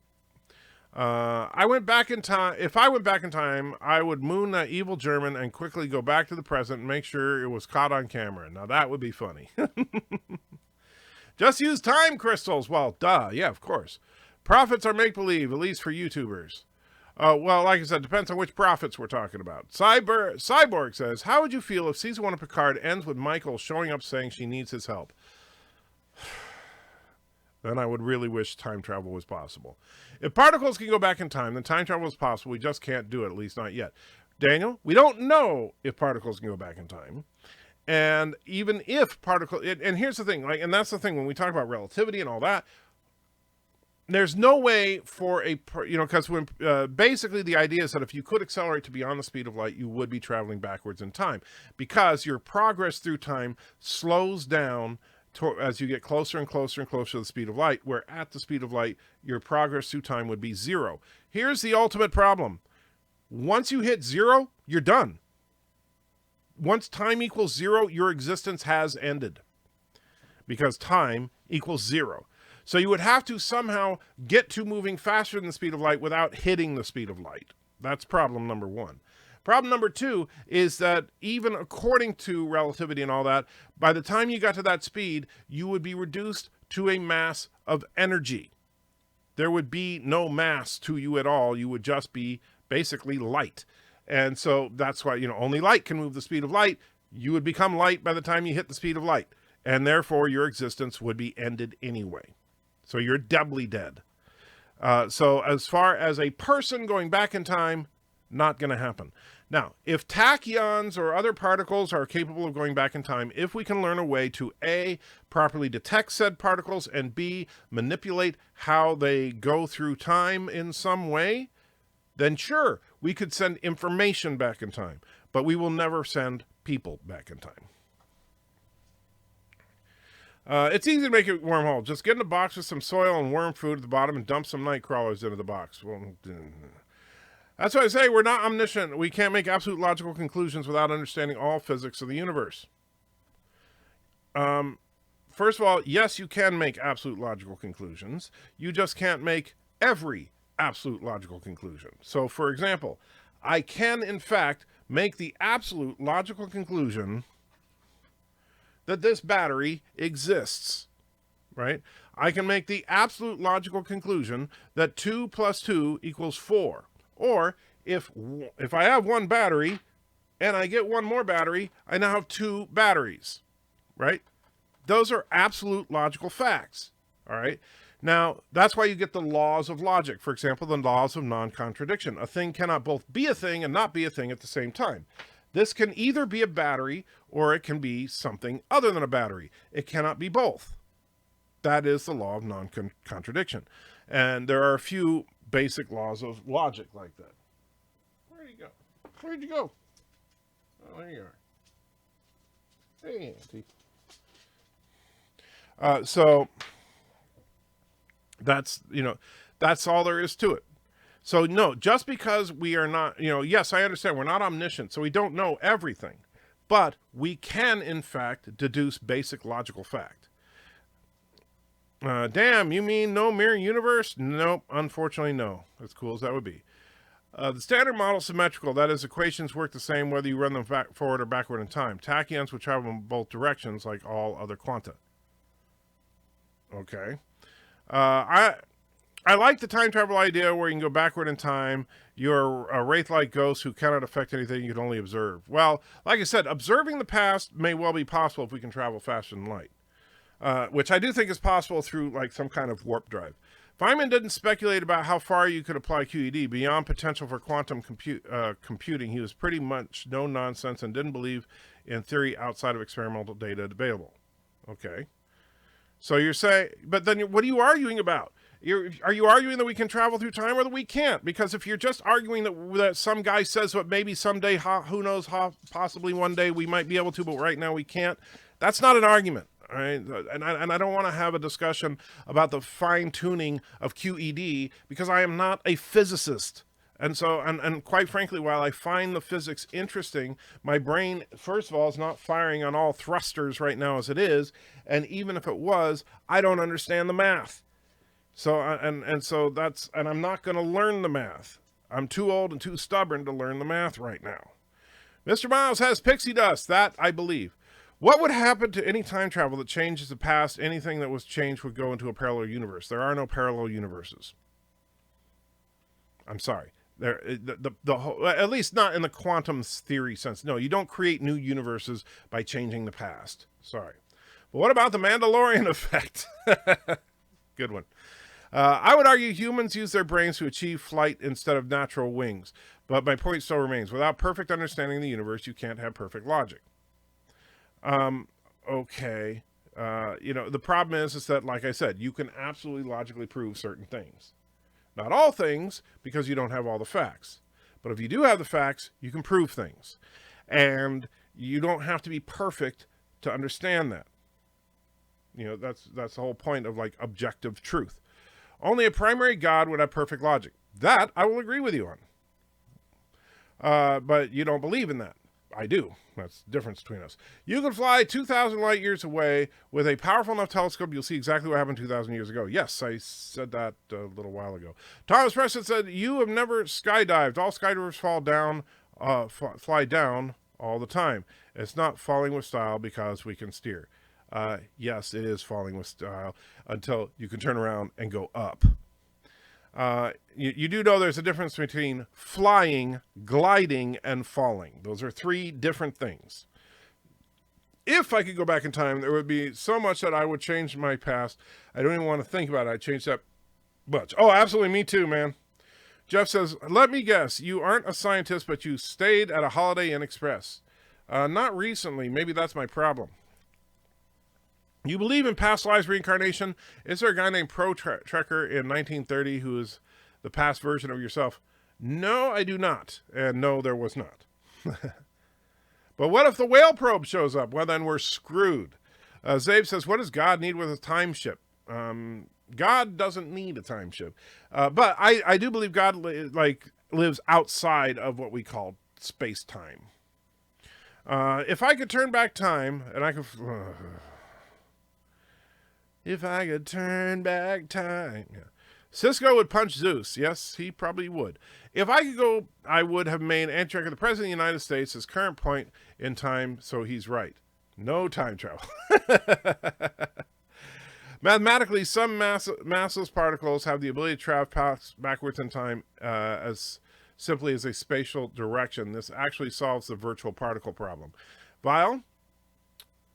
I'm sure that you read that somewhere. Quantum Leap has Scott Bakula only able to leap within his lifetime. If he went back past, then he wouldn't exist. True, but that's Quantum Leap. But can you make the absolute logical conclusion that time travel is impossible? Doesn't the parallel universe theory give exception to all paradoxes? We see, here's the thing, Zabe, and this is why I have a problem with these types of discussions and when physicists in particular start having them. So they say, okay, going from here to here is impossible. But what if there's fairyland over here? Well, then we can go to fairyland and then get over there, and then it works, right? So that's all fine and dandy. So it's all fairyland. We can just go to fairyland, and that makes time travel possible, right? And we'll, I know you want to call it a parallel universe. We'll call it fairyland for right now. So you'll argue about that all day long and say it's perfectly fine and perfect. And by the way, I've had this argument, by the way, on Rational Roundtable, and you guys got all over me about how full of crap I was. So I'm about to shove it in your face right here. You guys get all, you say, oh yeah, you just go to fairyland and that makes time travel possible. Everything's fine. There's just this whole other universe that is created every time this happens. Oh, God? No, God doesn't exist. You're full of crap. Why? Oh, well, because I don't have any evidence that God exists. Well, show me some evidence that fairyland exists. Well, I don't need any. Then fairyland doesn't exist. And so, let's see. Tell us in detail why I don't believe in a multiverse, my friend. You want to know, we want to know your point of view. Well, I already kind of covered it. there is exactly zero evidence that a multiverse does exist. That could be a battery and a paperweight at the same time. Yes, but it can't be a battery and not a battery at the same time. That's being two things is not a violation of the law of non-contradiction. Being a thing and not being a thing is. 2 + 2 = 4. Lies, deception. That's not a stable portable power supply. It can be a battery and an advertisement at the same time. But again, that's not a violation of the law of non-contradiction. It can't be a battery and not a battery at the same time. So you're telling me time travel ain't real? First Santa, now this, I know. Let Stephen Wright once joked, if you're traveling at the speed of light and you turn your headlights on, do you see anything? That's a good question. If you go faster and faster, your time will not slow down. The time of everything else in the universe will slow down. It's always the other guy's time that slows down, not yours. Okay, Sean. It has actually you. It's just that because you can only experience time at one rate, that is, your relative speed is 1 second per second through time no matter what. So even though you're going through time faster, from your perspective, it seems like the rest of the universe is going through time faster than you, where for the universe's perspective, you're going through time slower than they are. So, yeah. I dare you to knock that battery off your shoulder. Man, that's an old commercial, and I remember that. You should talk to Doomcock about time travel and parallel universes. Nah, we'd probably just argue about it. 1 + 1 = 11. How did you get the answer 11? Well, only if you were in a base 1 system, then 1 + 1 would equal 1, 1. However, that would still be 2. It's just that it would be written as 1, 1. You should be a physicist. I can't spell it. I don't want to be a physicist. I did want to be one for a while, but now the problem is that, and I think it's because when you get older, it gets harder to pick up new things like mathematical equations and stuff. So I would have a very tough time with it now. Indy says, the idea that a new universe is created every time we make a decision is no longer accepted by physics. Well, that's a good thing. What brought up the time travel idea? As a Christian, I don't believe in man-made time travel. That would undermine God's plan. I don't remember how it started. I wish it hadn't. Thomas says 5 + 5 = 55. Well, actually, again, in a base 1 system where the only symbol is 5, that would be accurate. Would a time jump like moving a planet Earth to planet Whitney consider being a... Would a time jump like moving to planet Earth to planet Whitney consider being a class of... I have no idea what you're saying there, Stuart. No freaking idea. Couldn't God make time travel possible? I mean, he can do anything, right? Not trying to start the type of debate, but you said it's impossible, but through him aren't all things possible. Interesting supposition there, Valor. And here's the problem. That is, and I'm not going to get into a deep conversation about theology here, but that is a gross misconception and a common misconception of the term omnipotent. Omnipotent, omnipotent, which means all powerful. Now, that does not mean that God can literally do anything. It simply means that God has all the power that there is. So, if time travel is impossible, and Matt G donates $1 through Super Chat. Thank you so much, my friend. I truly appreciate it. And I should probably move Auntie somewhere so that I can actually read the names when they pop up. So, omnipotent or omnipotent simply means that God is as powerful as a being is capable of being. It does not mean that God can do that which is impossible. Hope that explains it. That's about as far as I'm going to go into theology on this channel. I'm writing this text in the past in hopes that you will read it in the future. Well, your hopes have been achieved, my friend. Daniel says, my physicist friend tells me that there is not enough energy in the universe to travel through time. However, it could be possible if you could somehow get more. Yeah, but you can't. See, and that goes back to what I said about being omnipotent. If all the energy in the universe is not enough, guess what? An omnipotent being has all the energy in the universe, not more. I'm saying there's logically consistent theoretical mechanism for time travel. I'm not sticking my neck out too far in terms of how much matter data are possibly to regulate it. Well, then you're not making an argument.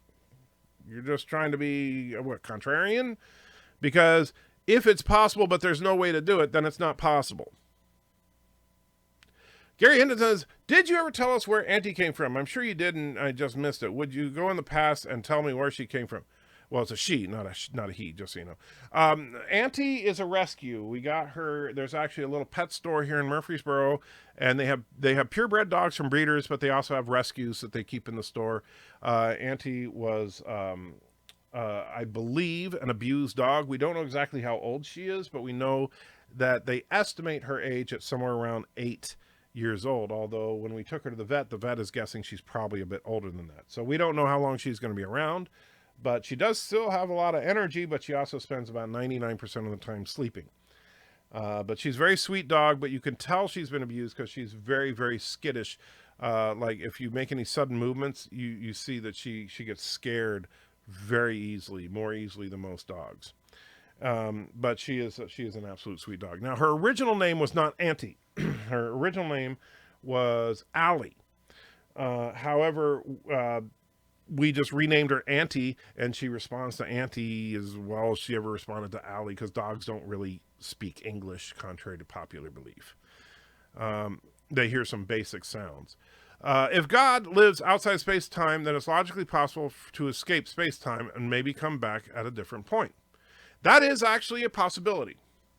But I don't believe that it is possible for a human to escape space-time, because... well, show me where it is, where the border of the universe is, and we'll go there. That's going to be a real problem. Which Trek captain would defeat a Greek god? Kirk did it. Who else? Good question. As far as fighting a Greek god, I think that Cisco would, let's say Apollo, since that's the one we saw. We saw Kirk do it. I think Cisco would do it. I think Picard would simply want to sit down and talk about the great writers of ancient Greece with him. I think Janeway, depending on her mood, would either fall in love with Apollo or get killed by Apollo along with her entire crew. And Archer, yeah, he would just get killed by Apollo. Oh, come on, you didn't sing it. I know, sure, it's mostly plastic these days, but come on. Sorry, I'm not a singer. If time travel were real, it wouldn't take a long time getting from there to here. Yeah, that's very true.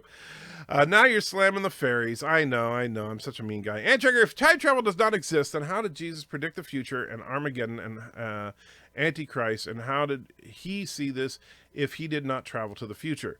Very simple. If God, the Father, exists outside of space-time, then he could have fed Jesus said information. That's the same way that all the prophets and stuff got their information as well. Why did Anti-Checker not believe in time travel if he thinks God is basically a time travel and there are prophets who get information from the future? They don't get information from the future, they get information from God. And please stop with the theological stuff. This is not the channel for that. And let's see, then the chat jumped on me because I'm ridiculously far behind again. Mr. Rouse says, Fairyland has math to support it. It doesn't prove it, but yet to see math supporting God. You have just as much math to support God as you do to support Fairyland. You could just... The difference between the math to prove God and the math to prove Fairyland is that physicists aren't actively trying to prove God, and so they're not working on that math. Loquist says, and I agree, multiverse theory is BS. Well, at least we agree on that. Fairyland is in Karoga. That's how they can build planes and spaceships, even though they can't build a working wheelchair. That's true. I'm not a big Mandalorian effect guy either. Mostly it's just people misremembering things. Yes, that's just... all the Mandela effect really is proof that the human psyche is flawed. And so there's Indy Tigers, $5. Thank you again, Indy. Isn't the matter in our reality based on the matter that exists in a certain frequency? And doesn't that give us the possibility that other realities can exist on top of ours? Yeah, it's entirely possible that, for example, like when you look at string theory, everything, vibrates at a particular frequency or whatever. Or that there are dimensions that we can't perceive. Like we can perceive 3 spatial dimensions, but what if there's more, right? And so if there's a 4th spatial dimension, something could be right next to you, but you wouldn't be able to perceive it because it was in a direction that you can't perceive, right? So, but all that being said is that would not indicate that if you make a choice, suddenly it splits into 2 realities. There's nothing to support that, right? The possibility of other planes of existence, if you will, existing, other dimensions, stuff like that. Yeah, all that's possible. However, the possibility of a million different Joseph Rossos existing on each of these different planes, making every possible decision that you could ever make in your entire life, I think is a load of bunk, but it's fun for sci-fi. Matt G says, better non-comic book film, Logan versus Joker. Joker.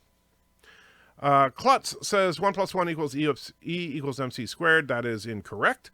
Because that means that E equals 1, number one. Actually, it could be correct. It's 1 + 1 = E. So E equals 2, right? Because 1 + 1 is 2. That equals E. So E and 1 + 1 both equal 2, which means MC squared is 2. And so MC add up to M times C is the square root of 2. So there you go. And that's about as hard as my brain can work right now. Zabe says, agreed, if we can argue everything by adding fairyland, but that should still be logical. So I think it's pointless to conclude that it's logically impossible with our understanding of the facts. No, it is logically impossible with our understanding of the facts. You have to create new facts in order to make it logically possible. Hence, fairyland. However, unless you add something, and that's the thing, that's when we talk about making unwarranted assumptions. Fairyland is an unwarranted assumption in this case.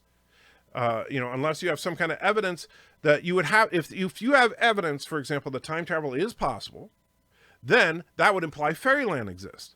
If you have evidence that fairyland exists, then that could imply that time travel is possible. You see, either one of those is fine, but you have to have evidence of one or the other. No, it's not always the other guy's time slows down. Always. That's special relativity. All right. Well, it's all a matter of perspective. Roundtable, seeing when this conversation is going and how we shelve the topic. Yeah, play some games. Well, I got to get caught up in the chat. By the time I get caught up in the chat, it's gonna be. That's almost time to end the stream now. So, you guys blew it with the time travel thing. So no games tonight. What do you think about subspace in the middle ground of time and space? Subspace is not a middle ground between time and space. Subspace is outside of space. It's an interesting idea. There's no real supportive evidence to the existence of subspace, but that's the excuse they use in Star Trek for faster than light travel. And similar to hyperspace in Star Wars. Also, I don't know where you keep getting this idea that people are saying that you're an idiot for believing God. I've not seen it, but I entertain the idea of multiverse. But I entertain the idea of a multiverse much, and then message retracted, the same way I entertain the idea of God. I don't accept it, but I do explore it, and I know I don't have enough information to be sure on either. So you're not an atheist, you're an agnostic, and okay. If you're, and I'm not saying that you're calling me an idiot specifically, Miles, but people keep saying, oh, you're wrong, God doesn't exist, there's no evidence, blah, blah, blah, blah, blah, but fairyland exists. Why? Because time travel is possible. Why? Because this physicist said it's possible.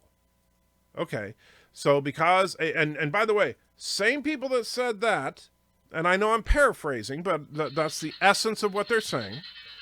The same people that say that are also the same people that say that, well, you cannot have proof something is logically impossible because the human brain is flawed, and therefore everything that we know could be flawed. But because this other human, who we happen to think is a god, basically, when it comes to mathematics, because they said it's possible, it must be possible. That's self-contradictory, hypocritical, and quite frankly, kind of silly. If you were playing a game, no time travel top. Yeah, that's true. I do not like math. It makes my head swim. Sometimes it makes mine as well. Earth 2, I have that series. Okay. Well, I don't. So that's why I didn't know what you were talking about. Let me check. What was this one? No, it's Thomas sending me something. Probably mad at me because I'm not playing Just Cause or something. Stop reading the chat and play the game. I can't, Thomas. I can't just stop reading the chat. You know that's not how I work. The same way I entertain but you know what? We will play the game tomorrow because I decided, at least for the time being, Friday night's going to be game night. The same way I entertain I already read that. Wolf Nurten Echt. Jeff, I don't understand. I assume that's German. Use Abbott and Costello math to solve 1 + 1 = 11. All you have to do is take out the plus and you get 11. Well, that's true. But that's also not math. That's just word games. And you're doing what you accuse others of doing with God, treating them like they're dumb for believing it. I don't think that people are dumb for believing it, but I think that it is hypocritical to say, basically say that if you want something to be true, and then you're willing, because here's the thing. I know there are people, and by the way, I know there are religious people that do this as well. All right. They want God to be true. Therefore, they try to come up with reasons that God exists. Right. I don't pretend to do that. When I talk about I know you can't prove God exists because the evidence of God is mostly subjective, meaning you can only perceive it for yourself. You can't demonstrate it to other people. All comments are deleted. You can say 1 round, use your words. So I don't think that people are stupid for believing. I disagree and I say it's silly and all that, but I don't think anybody that believes any of this stuff is stupid any more than I think that I'm stupid for not believing it. Actually, that would be really stupid of me if I thought that was stupid. Now, when I say things like silly or stupid or hypocritical, yes, I'm being hyperbolic, and that's just me. And if you guys can't handle that, well, then I guess I'm too much of a jerk for you, and I apologize.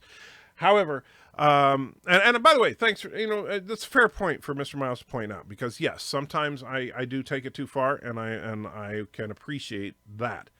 However, I would still maintain that if your hypothesis is that time travel is possible, and your methodology is that in order for time travel to be possible, fairyland must exist, then you would need to show that there is either evidence of time travel or evidence of fairyland.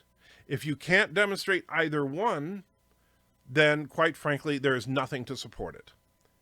Now, then we talk about the tachyons and stuff. Well, right now, there's no way for us to manipulate them. There's no way that we could possibly, send tachyons back in time to send a message or anything. At least not that we know of. In Star Trek, they do it all the time, but that's Star Trek. All right, so with all that, I know that, this time travel thing is going to make everybody mad and everybody hurt. So I'm going to stop there because we're getting way too much into the theology and stuff, and I am not comfortable doing that on this channel. So I am going to call a halt to that conversation right now. Instead, what we will do is we will play, at the suggestion of Thomas, we will play 1 round of Use Your Words. See what I did there? So I'm going to get Use Your Words queued up. And so if you want to participate in the Use Your Words round, then get ready.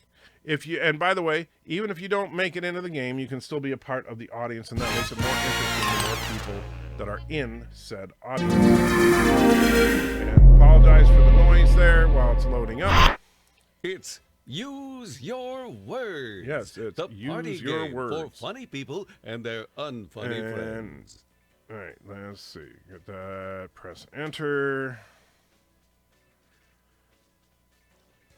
Grab a web-enabled device like a smartphone, a tablet, or anything All with a right, browser. so I want and everybody navigate right to now that is interested in the game to go to www.wordsgamelol. code. And then you will put in the code when it appears on the screen. I'm letting everybody know well in advance so that everybody that wants to participate can have it ready, and then we'll announce the code, and then the first 6 people to put in the code will be able to be players. Everybody else can be spectators. Checked out the settings menu yet? And let's see. All right. And so that code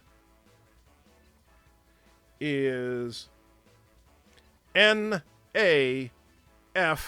That is NAFL.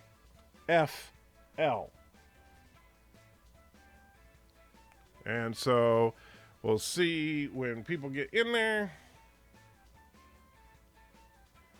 And let me see. I need to bring this over here. All right. All right. So we got Tentacle. We got Renee. We got Captain MKG. We got Piano Dean. We need one more. Laquisha says that I'm not in the mood to connect to another thing. Yes, this is lazy. That's cool, Laquisha. You have a good one. What you made the text going around saying you have been drafted in the military? What? Okay. And Vile Mike is the last one to join the game. Not sure what you're talking about there, Stuart. What do you make of the text going around saying you've been drafted in the military? Oh, I assume that's a scam because there's not an active draft right now. All right, so here we go, guys. We'll And hit now, play. it's time to use your words. The glory of the silver screen. In the dumper, throw it in the garbage. It's sub the title. You're about to see a subtitled film clip that's missing a subtitle. And the subtitle will be filled in by you. Get ready. The clip will play twice. Now, for our feature presentation. I like the subtitle one. もう隠しておけないわね。私はキララ。そして後の二人がマーシャとミータンっていうの。もう隠しておけないわね。私はキララ。そして後の二人がマーシャとミータンっていうの。And have a good one, Zachary. Man.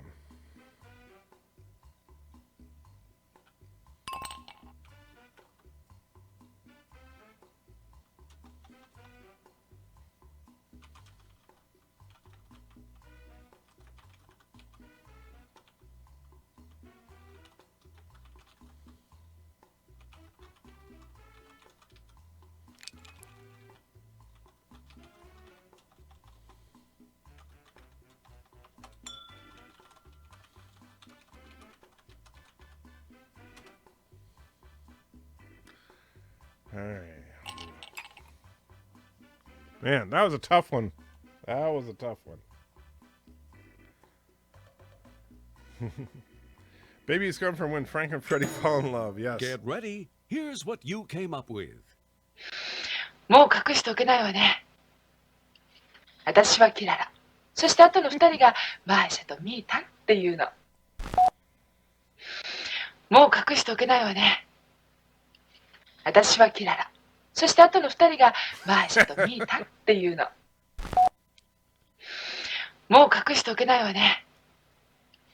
私はキララ。そして後の二人がマーシャとミータンっていうの。Dark. もう隠しておけないわね。私はキララ。そして後の二人がマーシャとミータンっていうの。もう隠しておけないわね。私はキララ。そして後の二人がマーシャとミータンっていうの。もう隠しておけないわね。私はキララ。そして後の二人がマーシャとミータンっていうの。もう隠しておけないわね。私はキララ。そして後の二人がマーシャとミータンっていうの。You may have noticed an extra answer in there. We always throw in one of our own house answers. When you press the house decoy button, you get to use one of the house answers for yourself. But watch out! Voting for any house answer will deduct points from your score. So pick your favorite answer, but watch out for house answers.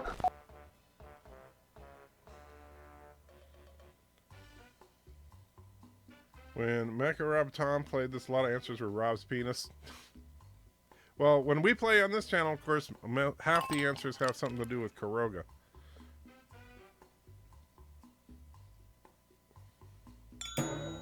Let's see how you voted.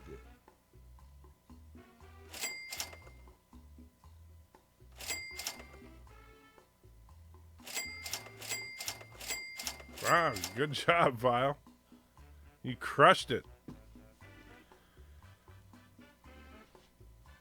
So Vile pulls way out in front. Dateline, right here and right now.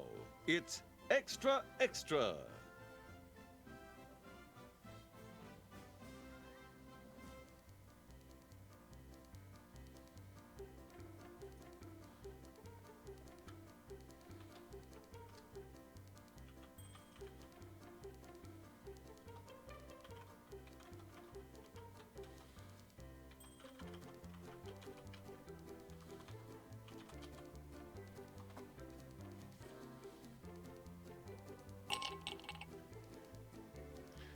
Phantom says, I have a friend who has to take basically an ethics class, and her teacher sent an email. I don't know what he started it with.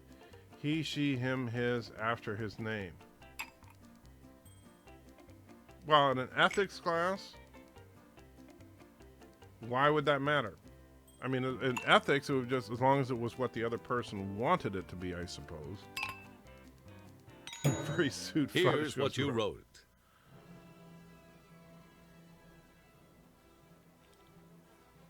Okay. Okay.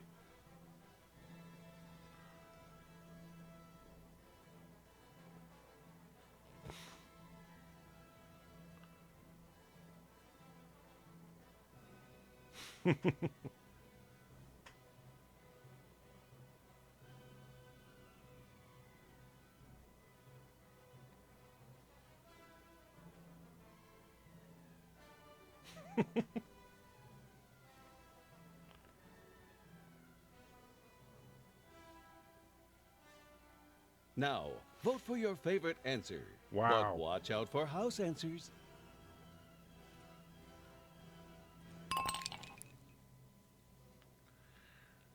That's the list of personal pronouns in case someone's not cisgendered. Oh, I see.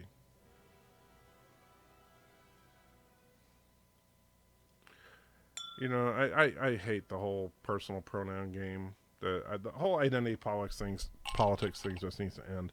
Cinnamon says she should read the answers. Some of them are listening but not watching. I will try, Cinnamon. Okay, so the picture, of course, was a guy.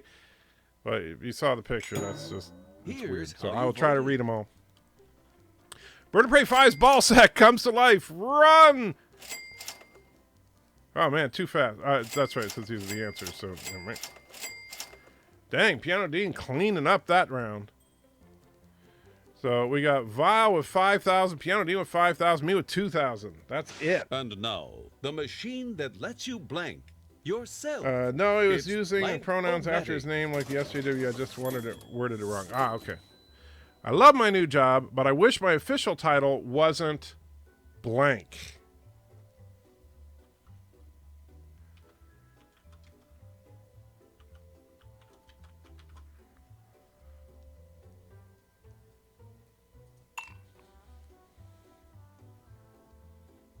This will be an interesting one. So I will read the answers this time if I can keep up with them. So I got mine answer in. Renee's got an answer in. Captain MKG's got an answer in. Tentacles got an answer in. So it was the most wonder husband wife could have. All right, here we go. Here are your answers. Bird wiper. That's a good one. Horse rear division.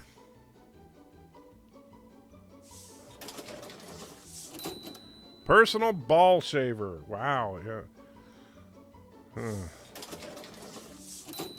Customer service oh not. That makes no sense. Bird liquor. I'd have to say bird liquor is a little worse than bird washer. Lewinsky, president of Kuroga. That's pretty bad. The anti-tricker fluffer. Hey. That answer is Vote for your disqualified. favorite answer now.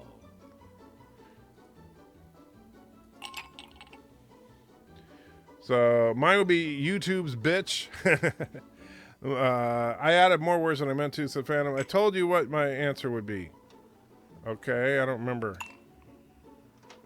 And Brian McFarland's in the house, says, hi, everybody. So let's see who got... Well, we still got two people that have to answer. So, Zay says, so Crow gets an official Lewinsky position. Apparently, yes. All right, so... And it looks like Renee disconnected. Let's see how you voted. That's not good. So Anti-Tracker Fluffer got, wow, 3. And Bird Wiper gets 3. Really? You think Bird Wiper is worse than Bird Liquor? I don't know. So Piano Dean's running away with it now. The magic of cinema is yours to ruin. It's Sub the Title. And yes, File, it can be hard to be in chat and in the game. И недаром все континенты рукоплещут труженикам нашего большого балета.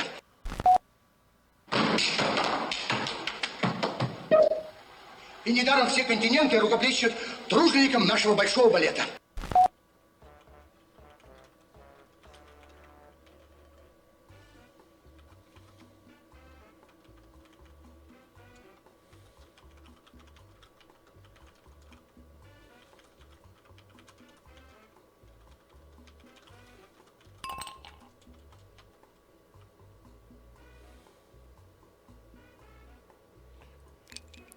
So I see it's funny because it shows Renee put in an answer, but it also shows Renee is disconnected. Don't know why. Does this game censor anything? You can make censor some stuff. You can turn on the censoring. I have not, but so far people have been relatively good about that. If people started putting really offensive stuff, then I would turn on the censor. Let's see that Demi. Let's see that Demi Reynolds do that. All right. And for those of you that aren't looking, it's a guy doing a weird little dance and then making a popping noise and then saying something to a guy that's lying down. And it looks like, I think, Tentacle, there we go, we're waiting on you.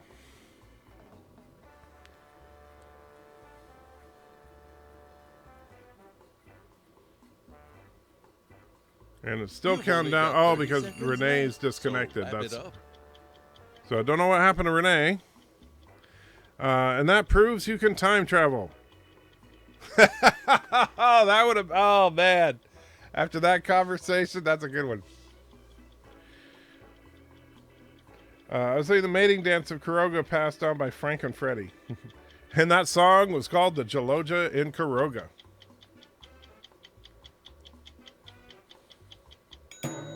Get ready. Here's what you came up with. И недаром все континенты And that's how you were born. труженикам нашего большого балета.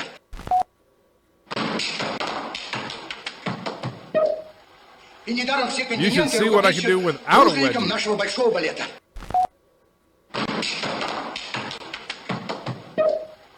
И недаром все континенты clean up this heck of труженикам sawdust. нашего большого балета. Okay. И недаром все And that's континенты the move рукоплещут that Andy Tucker труженикам used to нашего land большого his балета. wife. Definitely not true. И недаром все No, I континенты swear, that's what рукоплещут Berta Prave does all труженикам the нашего day when большого no балета. one's looking. He's faking it. И недаром все The континенты mating dance рукоплещут of Andy труженикам Tucker. нашего большого балета. Definitely not. И недаром все I'd like to континенты say thank you on рукоплещут behalf of the group, труженикам and I нашего hope that большого we pass балета. the audition. Vote for your favorite answer now.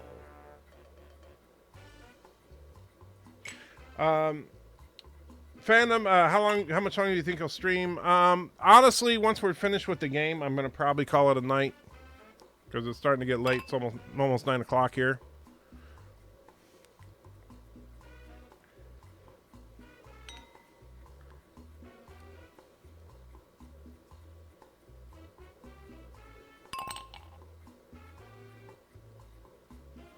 I wish I knew what happened to Renee.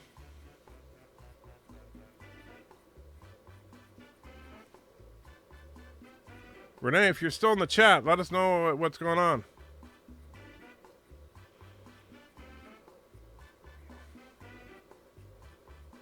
You've only got 30 seconds left, so wrap it up.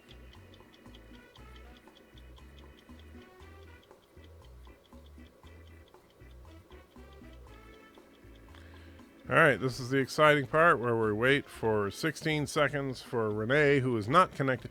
See, you think because it's the game knows that Renee is disconnected, so why is it waiting? That makes no sense to me.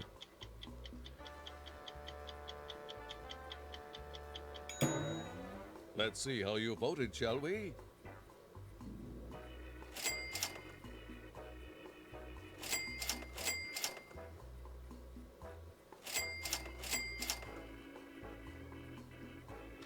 I am just not doing well this game. Although I'm ahead of Renee and Captain MKG. Now, Renee's From excuse around is the that world Renee's and right disconnected. through What's your window excuse, pane. Captain? It's Extra, extra. Anybody got a broom?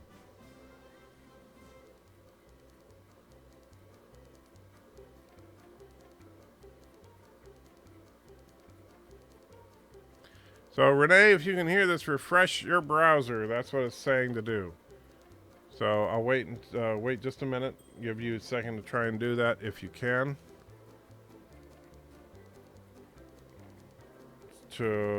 Yeah, time travel got Renee. And Zabes, can someone else join if Renee's? I don't think so. I don't know of a way to do it. You could try. Room code is NAFL. All right. Write a headline for this photo. Wow.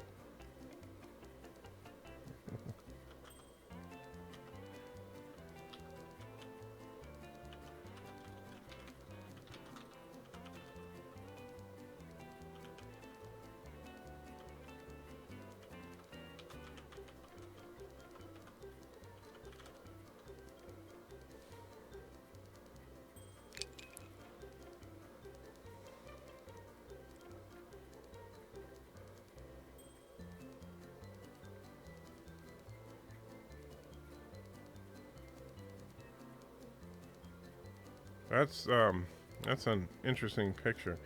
This is why you don't go to Kuroga for a facelift.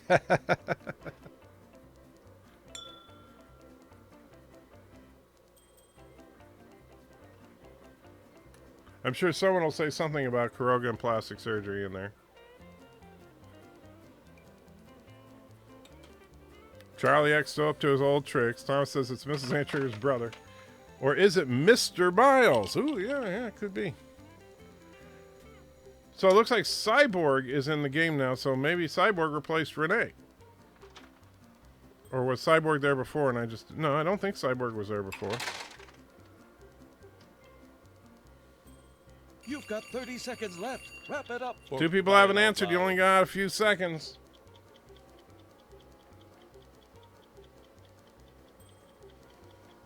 Looks like Tentacle and... Trying to remember who else we're missing. There's Tentacle. Photoshop Protection Service. Oh, Vile, so should have used it as... Oh, don't worry, Vile. You're crushing it. You and Piano Dean are way out in front. Here's what you wrote. DJ Odyssey's cosplay of Mr. Potato Head is a hit. All of Lore Reloaded's ideas, on Trek in frame. 10 signs you exfoliate too much. MMMF claims troubled teen? I don't get that one. Bird liquor sues in work-related injury. Mrs. Antrigger has a long-lost white brother. Oh, yeah. What Mrs. Antrigger wishes Anti-Trekker would be. Wow. That's Time to just vote mean. for your favorite. Pick a winner.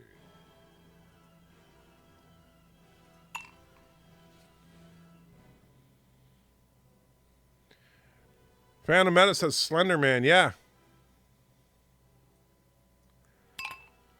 I assume you're supposed to sound it out. Okay. I agree, Antrigger. Why would they use old models of ships in the new Picard? It would be like, is it late 2020 they Here's start how selling you Model voted. Ts again? Yeah, I thought that was a good point. All right, Bird Liquor Suze gets one.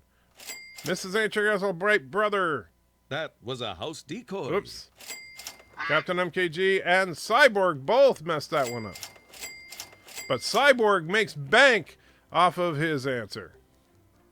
Maybe I shouldn't say his. I don't know for sure what your gender is, Cyborg, so I apologize if I assume And too now, much. for the latest in obsolete technology, it's Blank-O-Matic.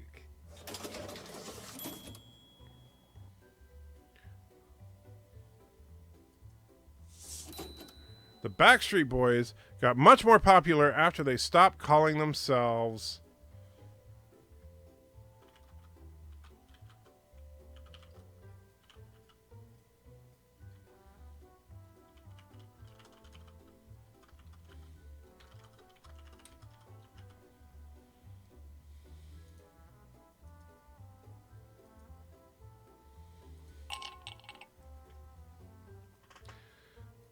But I don't know much about Slender Man. I don't really know much about Slender Man either.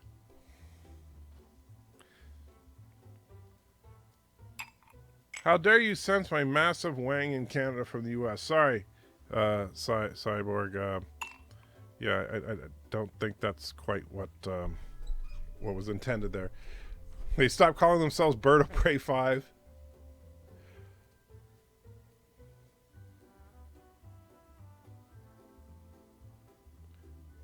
The Front Street Girls. Daniel says, in Picard or Section 31, maybe Disco Season 3, bring back Kirk. Bring back... No. Do something new.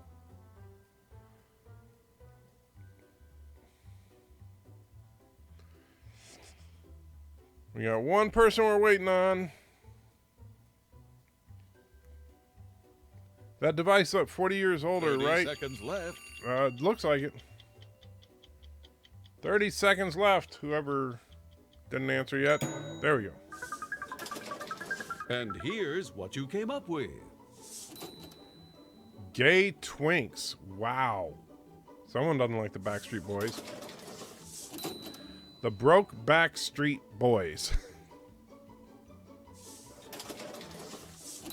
The Jolly Jerkins. You guys are coming with some weird stuff this time around. The Backdoor Toys. The Jigglers.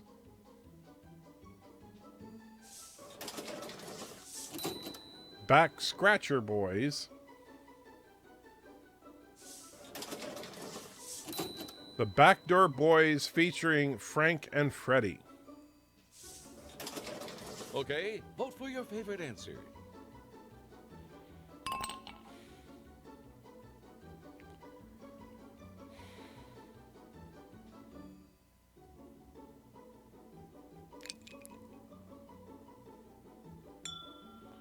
Man. I have a tough time with this one. Singers, yes. Cyborg says, this is by far the most fun in the stream I've ever had. Well, awesome. Yeah, this is a fun game. It really is. I just wish you could have more people in it.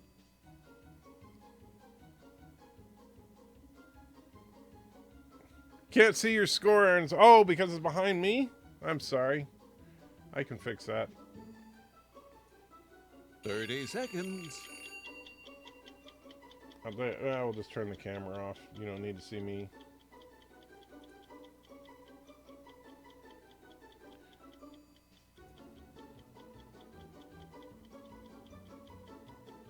By the way, you better answer, Cyborg. You only got a few seconds left.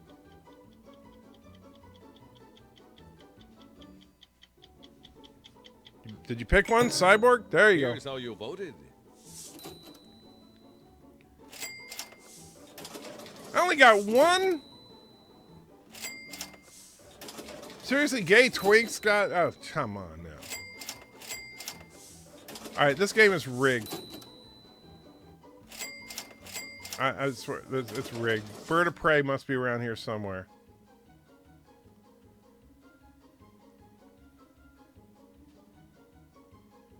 Why would they be building McGee-class starship in post-Nemesis area? Maybe they ran out of ideas? I don't know. That makes no sense. In Survey Says, all point values are doubled. Right. Point You'll values be are shown doubled. 3 prompts in a row, and since Let's Play mode is turned on, you'll get 90 seconds apiece to answer each one. Here's your first prompt.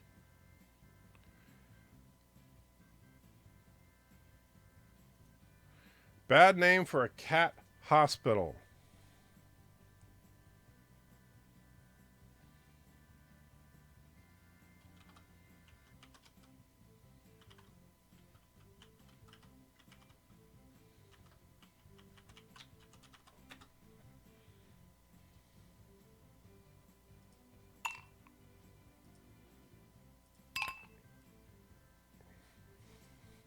Okay. You know Bird of Prey 5 is the brains behind the game. I think so. Kuroga, Sassy Memorial, that's a good one. The next thing you will see in Star Trek regards Starship Lollipop. It's a good ship. Oh, jeez.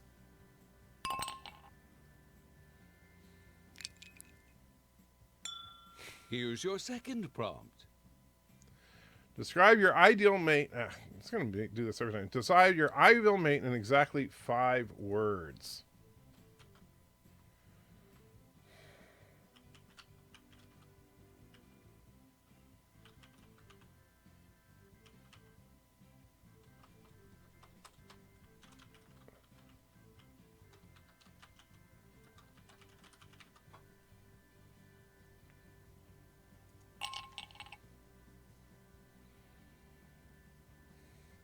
Emergency room.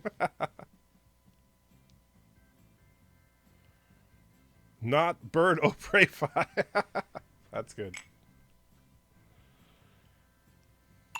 Never has been to Kuroga. Very good, John.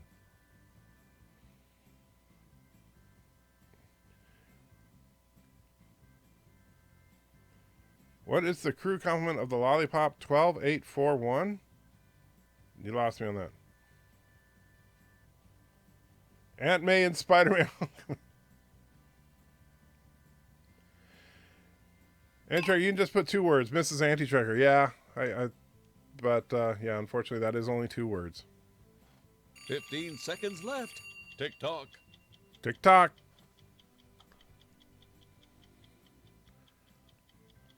7, 6, 5, 4, 3, 2, 1.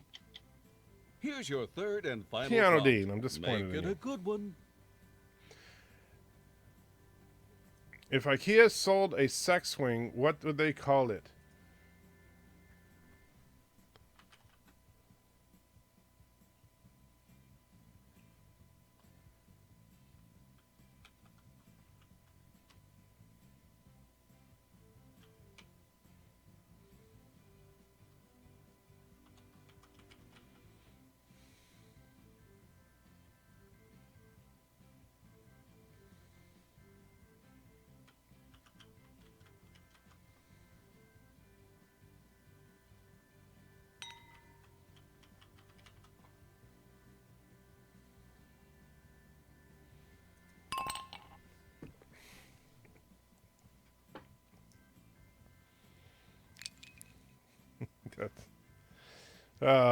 That's just horrible. How many more rounds? This is the last round here.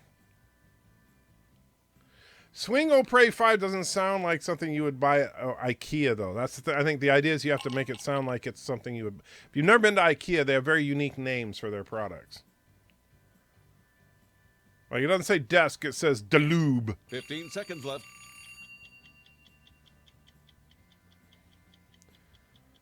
All right, Piano Dean, you're holding us up. Here's what you wrote. All right. Survey says, all right, make a bad name for a cat hospital. Bird's Chinese Restaurant. Another name for a cat hospital, Your House. Okay. Cat hospital name, Our Lady of the Blessed Pussy. Another cat hospital, the Emergency Room. Someone got that from the chat. Another cat hospital named Pussy Trips. Ooh. Another, still cat hospital. Wu Chang's. Wu Chang's? And another cat hospital, St. Pussy of Perpetual Death. Wow. And another cat Vote for hospital. your favorite answer. Oh, got to pick one. Let's see.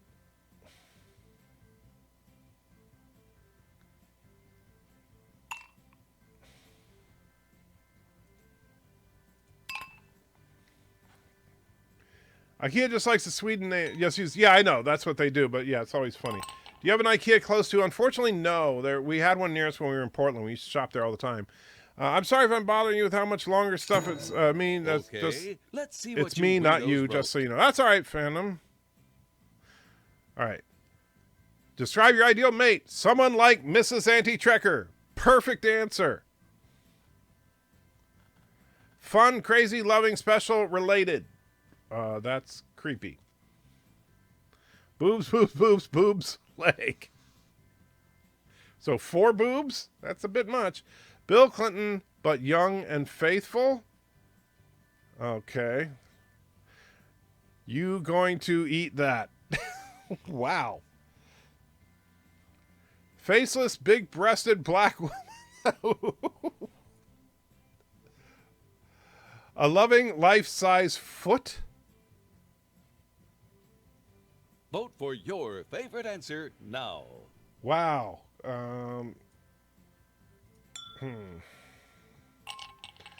Let's see. Valor says, sexy Klingon woman in leather. There you go.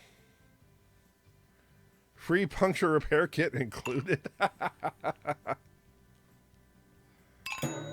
Get ready. Here's what you came up with. All right. Last one. Sex swing from IKEA. The Flufferdo Frey Flocken Swoosher. Kurogan Marshall Marital Aid Lift. The Oregon. Some blowing required.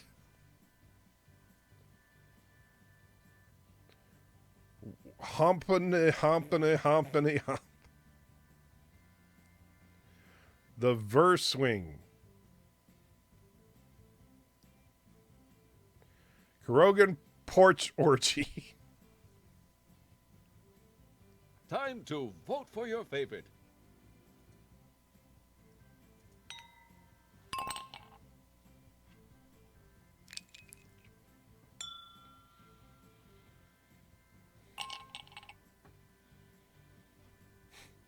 Erection required. The four boobs must be a Kling orc. Yeah, that's what I was thinking.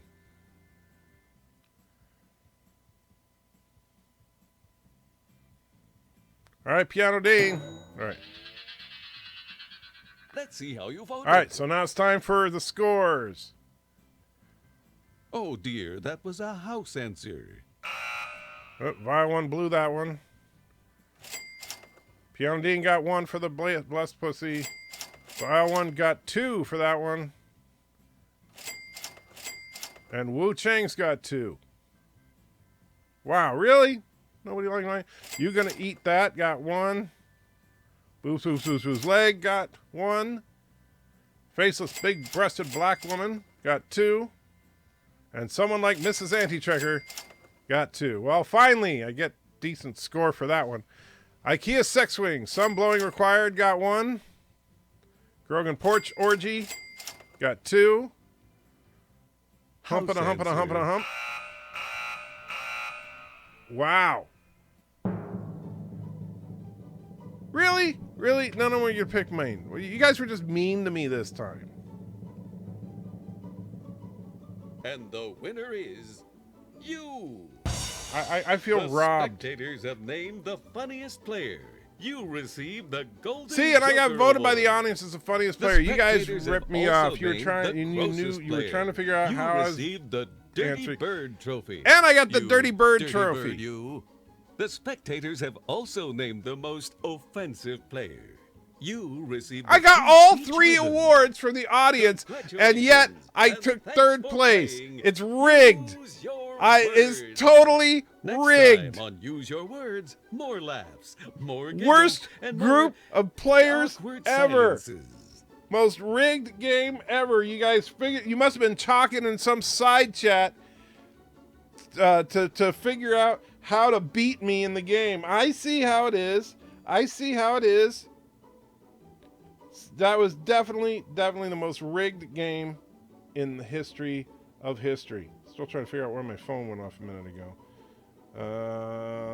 Let's see. It's a little after 9.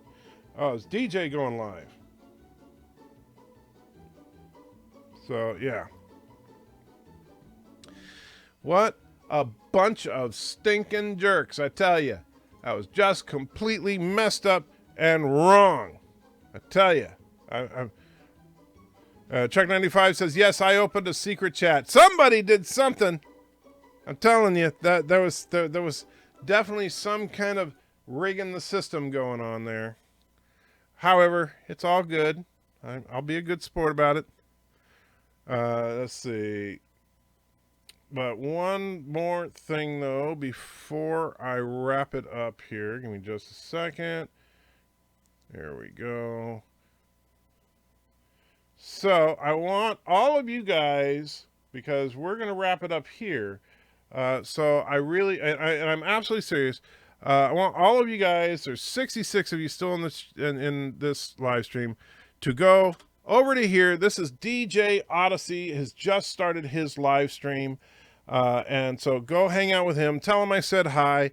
And he plays these kinds of games too. So if you like this kind of stuff, he will probably be doing that kind of stuff for the next 6 hours or so, because he sometimes does ridiculously long live streams. In the meantime, guys, thank you for being the best damn crowd of people on YouTube. I truly do appreciate each and every one of you. You guys are the reason I'm here. And I love doing this. I truly do. I love hanging out with you guys, and I love making the videos and stuff when my brain is working properly. And hopefully that will work in the near future. But in the meantime, please go over to DJ, tell him I said hi, play some games with him, have fun, and don't cheat like you cheated on me, bunch of jerks and stuff here. Tell you.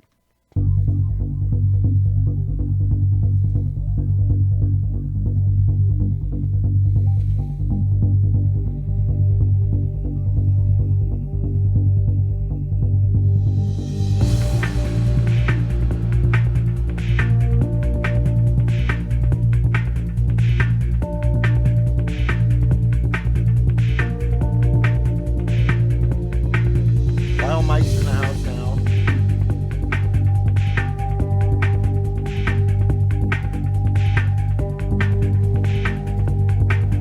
Zachary Gibbons is here now. Cyborg XG1.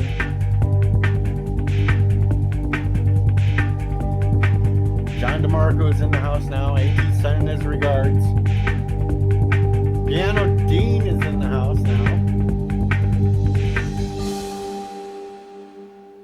Hey, that Strange Addiction Sci-Fi Edition, that'd be good. I am not a furry expert. Shut the hell up, Thomas Potts. You son of a bitch, anti-tracker! John Myers is the first John. He is. Anti-tracker. John Myers is the first I know. John. I shouldn't have asked Trek 95. I know it takes 5 minutes. It takes longer. People keep throwing dollars in. It's kind of like a strip show over there. Just throw a dollar and you get more to see. Hoth Road Truckers. Okay, there. We got Hoth Road Truckers now. I know. I shouldn't have asked Trek 95. Oh, Chief, he don't respond to you? Well, see, I'm going to respond to everybody I can, so. 5 minutes. He was playing a game again? Did you guys talk him into playing again? People keep was he cheating? Dollars in. I was kind of busy with another stream. That's why I wasn't in his, because I actually was going to go in and see if he actually did poison Bird of Prey 5 last night. And that's why him and Sister Prey were sick. That was the running theory last night, that there was a little food poisoning going on. Oh, everybody was cheating against him. More. Well, that's what they claim, since you got all the trophies there, Anti-Trekker, that you were cheating. But since you're here, Anti-Trekker, I gotta ask. Bird of Prey was up late last night, and Sister Prey was up late last night, and they were sick. And the running theory was it was food poisoning sent by Turgestan. Now, is that the truth? Was that the truth? Because that was the running theory last night, that they got some Turgestani food and got food poisoning. Except there was a theory later that they were having morning sickness at night, but we won't go into that one. I'll listen to your stream. Over here to go to the stream. Come on, click up there. All right, he's listening to the stream. I'm going to. Oh, sure, I got a commercial for coffee. What the hell? Oh, cheap! He don't respond to you. He's got me up. See, I'm gonna. And now he's got me up there, making me sound drunk again. What the hell? He was playing a game again. Did you guys talk him into playing again? Was he cheating? What the hell is kind of busy?